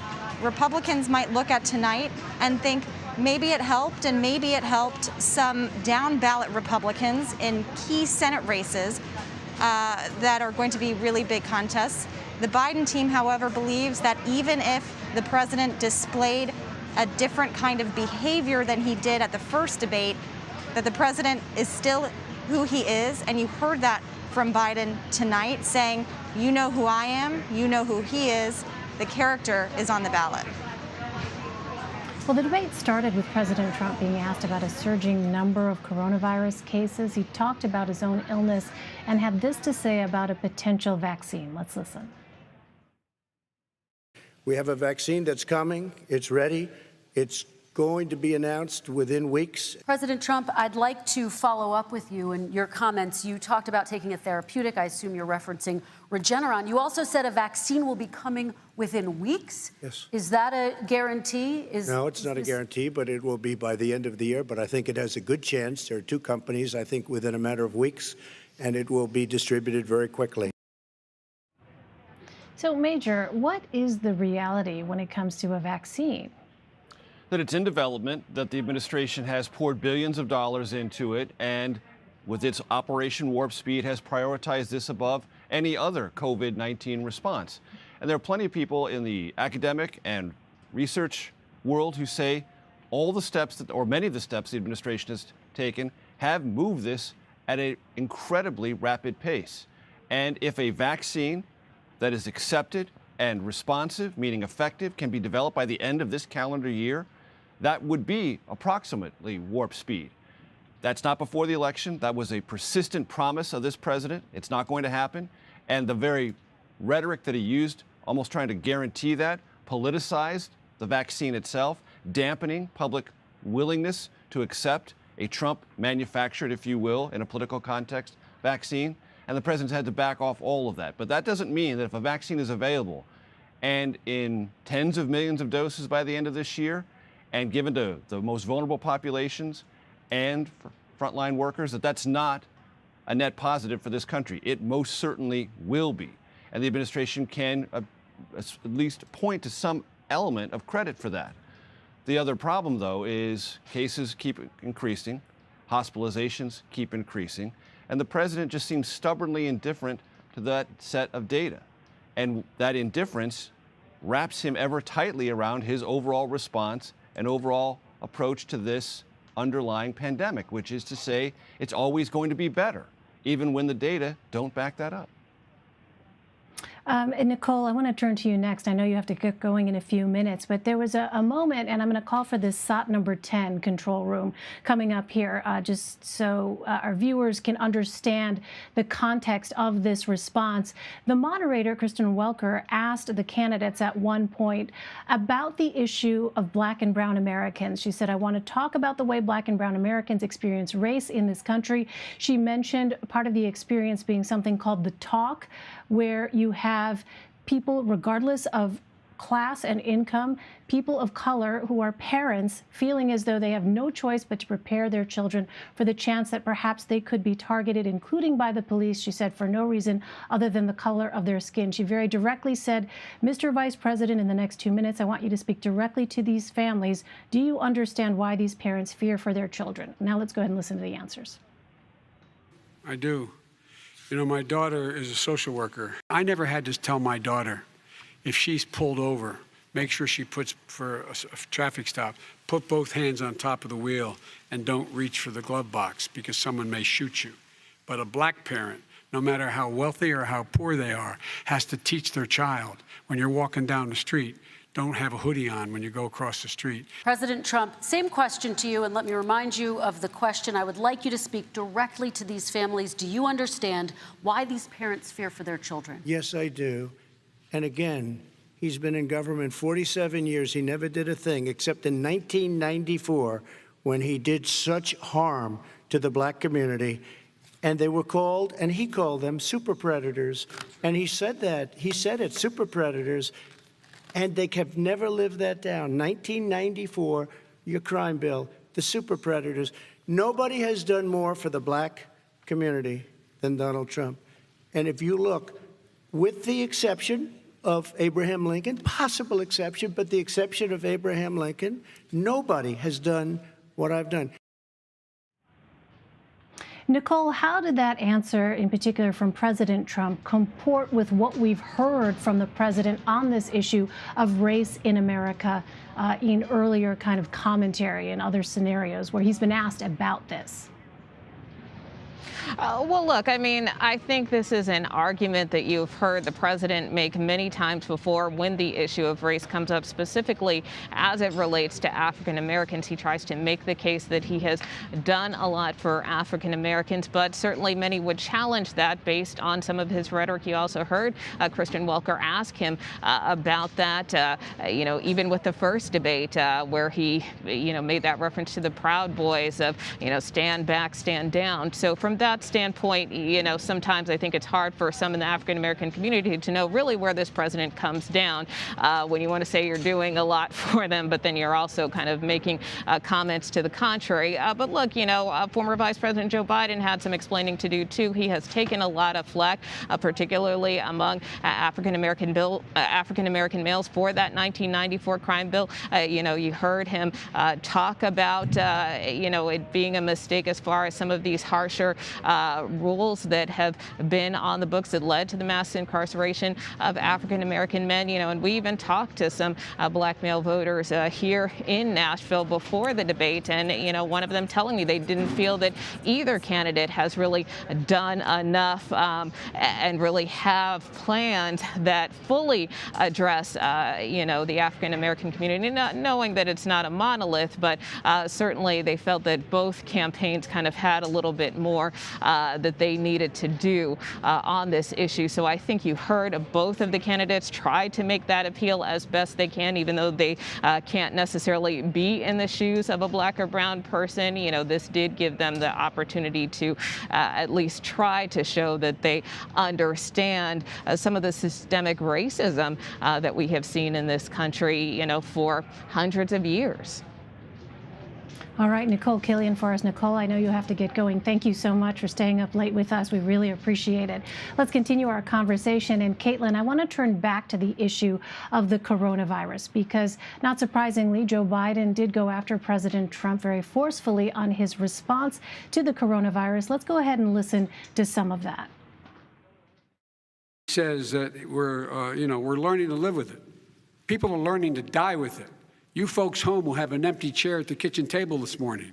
That man or wife going to bed tonight and reaching over to try to touch out of habit where their wife or husband was, is gone. Learning to live with it. Come on. We're dying with it. So we heard Joe Biden, Caitlin, attacking the president's response. Did the former vice president give Americans a sense of what his own response to the pandemic would be if elected?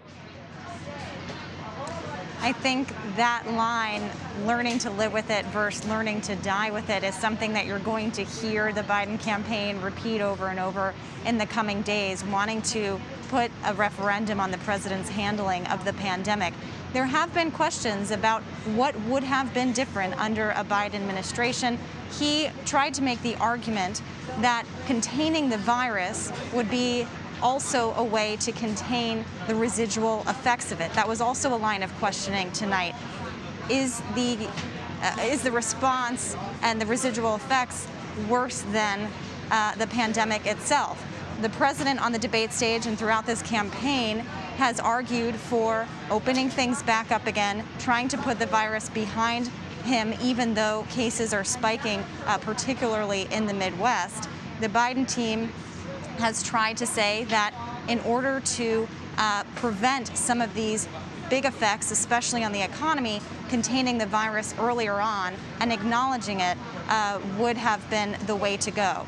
That's a question that voters are going to have to answer when they ultimately cast their ballots, or something that would be on the minds as they cast their ballots. What's really interesting to me, having been on the ground in several key battleground states over the past couple of weeks, is that the virus, the pandemic is either everything or it's not. For Biden supporters, they often tell us that the pandemic is front and center. It's something that has altered the course of their lives. They've either known people that have died or suffered from the virus, or it's just uprooted their daily lives, not being able to send their kids to school or see their parents. For Trump supporters, when we ask them about the pandemic, it's not top of mind. Instead, the economy is. And they continue to say that they want the economy to get back to where it was before the pandemic. So it's really interesting to see kind of how this message is distilled depending on who you're supporting, or maybe that's how it's shaping who you're supporting. Let's turn to the issue of health care. It's, of course, a crucial issue in this election. Both President Trump and Joe Biden were asked about their respective plans tonight. In control room, I'm going to call for slot number 6 here next. But let's go ahead and play some of what the president said about his health care plan. Let's take a listen. Here's the problem. No matter how well you run it, it's no good. What we'd like to do is terminate it. We have the individual mandate done. I don't know that it's going to work. If we don't win, we will have to run it, and we'll have Obamacare, but it'll be better run. But it no longer is Obamacare, because without the individual mandate, it's much different. Pre-existing conditions will always stay. What I would like to do is a much better health care, much better, will always protect people with pre-existing. So I'd like to terminate Obamacare, come up with a brand new, beautiful health care. All right, so Major, evaluate that statement for us, knowing what we know about the Trump administration and its current posture towards Obamacare. I'm sure it's true the president would like to come up with a beautiful health care plan. I'm sure that's true. He would like to. He never has. That's just a fact. He tried to argue that with Leslie Stahl in the 60 Minutes interview a lot of us will see on Sunday, but there is no plan. There was an effort to create a plan back in the early stages of the Trump administration when Republicans controlled the House and the Senate. The House passed a bill that the Senate Republicans couldn't abide. And the Senate Republicans couldn't pass a bill and go to conference over it. And the White House was left with nothing. And left with nothing has been the posture of the Trump White House ever since. Nothing, no plan. And the president can say he wants to protect pre-existing conditions and other component parts of the Affordable Care Act that are very, very popular. But to do that, you have to have some means of creating exchanges in the health insurance market and maintaining private insurance, what the president says he wants to do, and a means by which to accomplish that is different than the Affordable Care Act. And Republicans, not legislatively, not rhetorically, not even on the back of an envelope, have come up with something that does that. And until they do, it's all just rhetoric. And the voters have figured this out. It was a big issue in 2018 when Democrats regained control of the House. It is a big issue now. And when the president talks to former Vice President Biden and says, all you do is promise, you never get anything done, on this issue of health care, he is just as vulnerable to that allegation because he's been the president. He had a Republican House and Republican Senate, didn't do it, and has done nothing with the Democratic House majority since. And this idea of him liking to have a plan, sure. I'd like to have a lot of things. But when you're president, you have to put pen to paper, write something down, and find a legislative compromise. No progress there. Let's turn to the issue of immigration, and I specifically want to turn to an exchange between the candidates relating to the separation of families at the U.S.-Mexico border under the Trump administration. Let's go ahead and listen to that. These 500-plus kids came with parents. They separated them at the border to make it a disincentive to come to begin with. Bay, real tough. We're really strong. And guess what? They cannot, it's not coyotes didn't bring them over. Their parents were with them. They got separated from their parents. And it makes us a laughing stock and violates every notion of who we are as a nation. Let me ask you a follow-up Kristen, question. they did it. We changed the policy. Your response they to that? They did it. We changed. Did not They built the cages. Who built the cages, Joe? Let's talk about what Who we're built the talking about. cages, Let's Joe? talk about what we're talking about. What happened? Parents were ripped, their kids were ripped from their arms and separated. And now they cannot find over 500 sets of those parents, and those kids are alone. Nowhere to go. Nowhere to go. It's criminal. Right. So for people, Major, who aren't familiar, the question there was really referencing this report where you have some 545 children whose parents were separated from them, who cannot now be found. Major, what did you hear in those answers? That exchange was quite lengthy. That was just part of it. But that was one of those moments where there was clearly a sharp distinction to be drawn between these two candidates. A sharp distinction, but it was a classic effort by the president to take one slender fact and extrapolate it into an entire argument. The slender fact is there were some families under the Obama-Biden administration who, upon crossing the border, parents were separated from children. There were two distinct reasons for that. The children were deemed to be in jeopardy because the parents were untrustworthy, or one of the two parents, or in some cases just one, had a known criminal record. And that was something that they were not going to let the children stay with, and they were going to house that person attempting to cross the border without proper documentation in a criminal system because they were a known threat. And were there facilities with fencing involved? Yes. That's the slender fact. What he extrapolated in is the exact same thing that the Trump administration did, which is a complete falsehood. The Trump administration created a policy called zero tolerance, which meant anyone who attempted to cross the border without documentation was going to be held in custody. And when you were held in custody, parents were separated from children, everyone.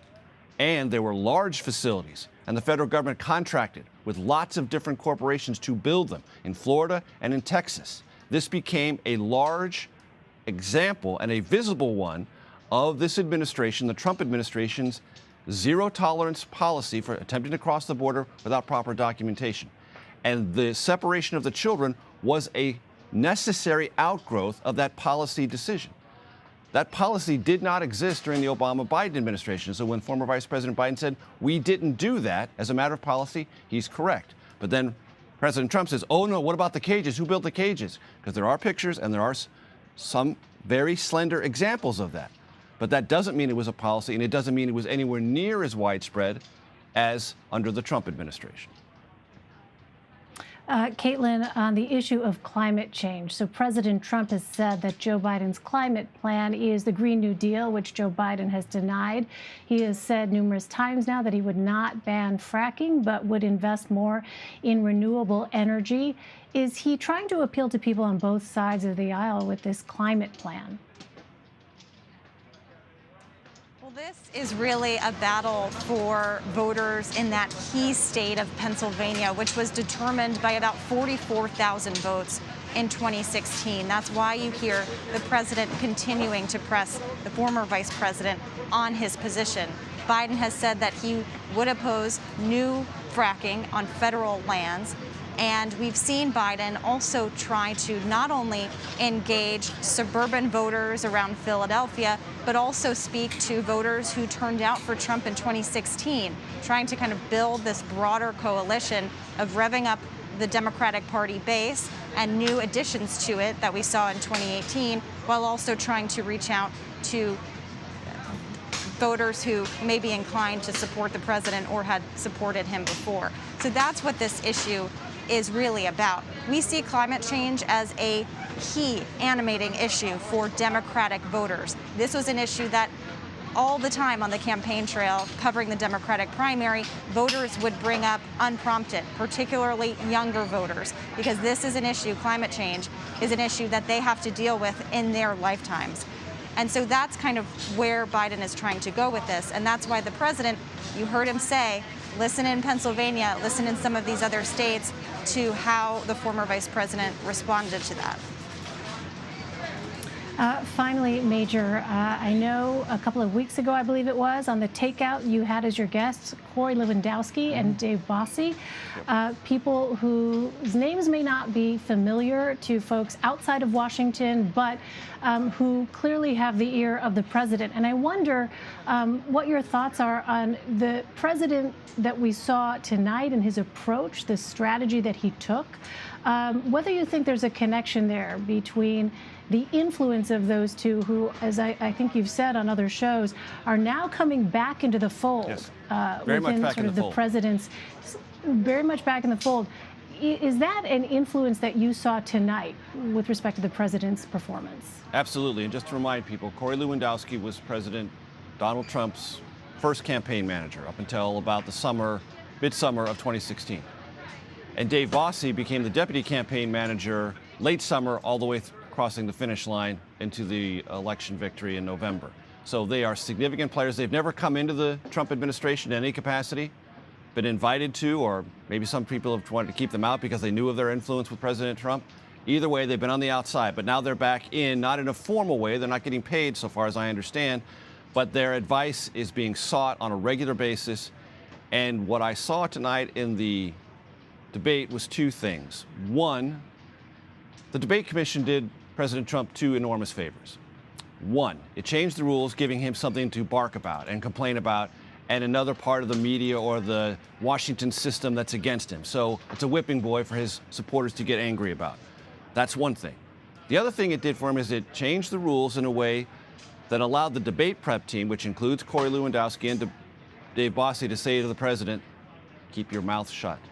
Let Biden talk, parry when you have your points, and use this to your advantage, which the president did. The rules forced this upon him, but it also allowed him to take the advice from his debate prep team more seriously to heart. Much of his debate performance reflected that. One other thing that also looks very much to me Lewandowski and Bossie influenced.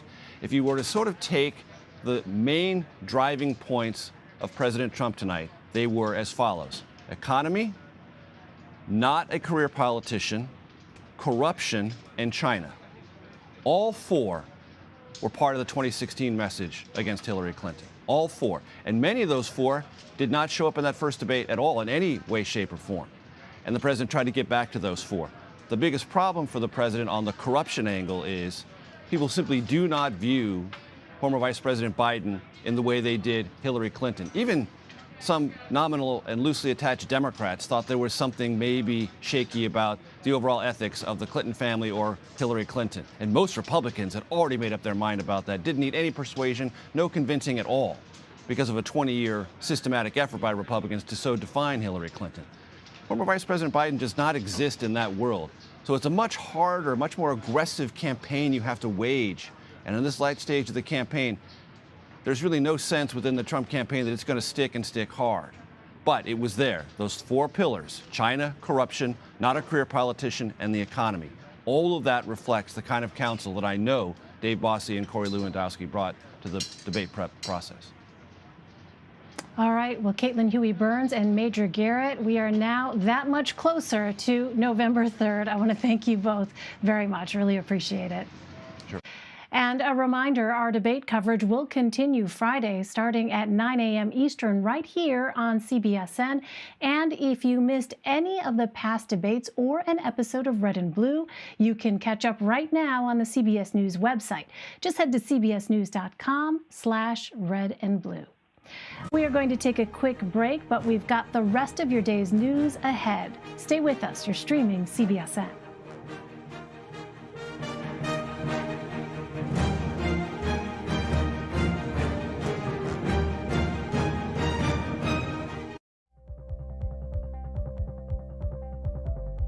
Go to the ends of the earth. Right now. We got something crazy.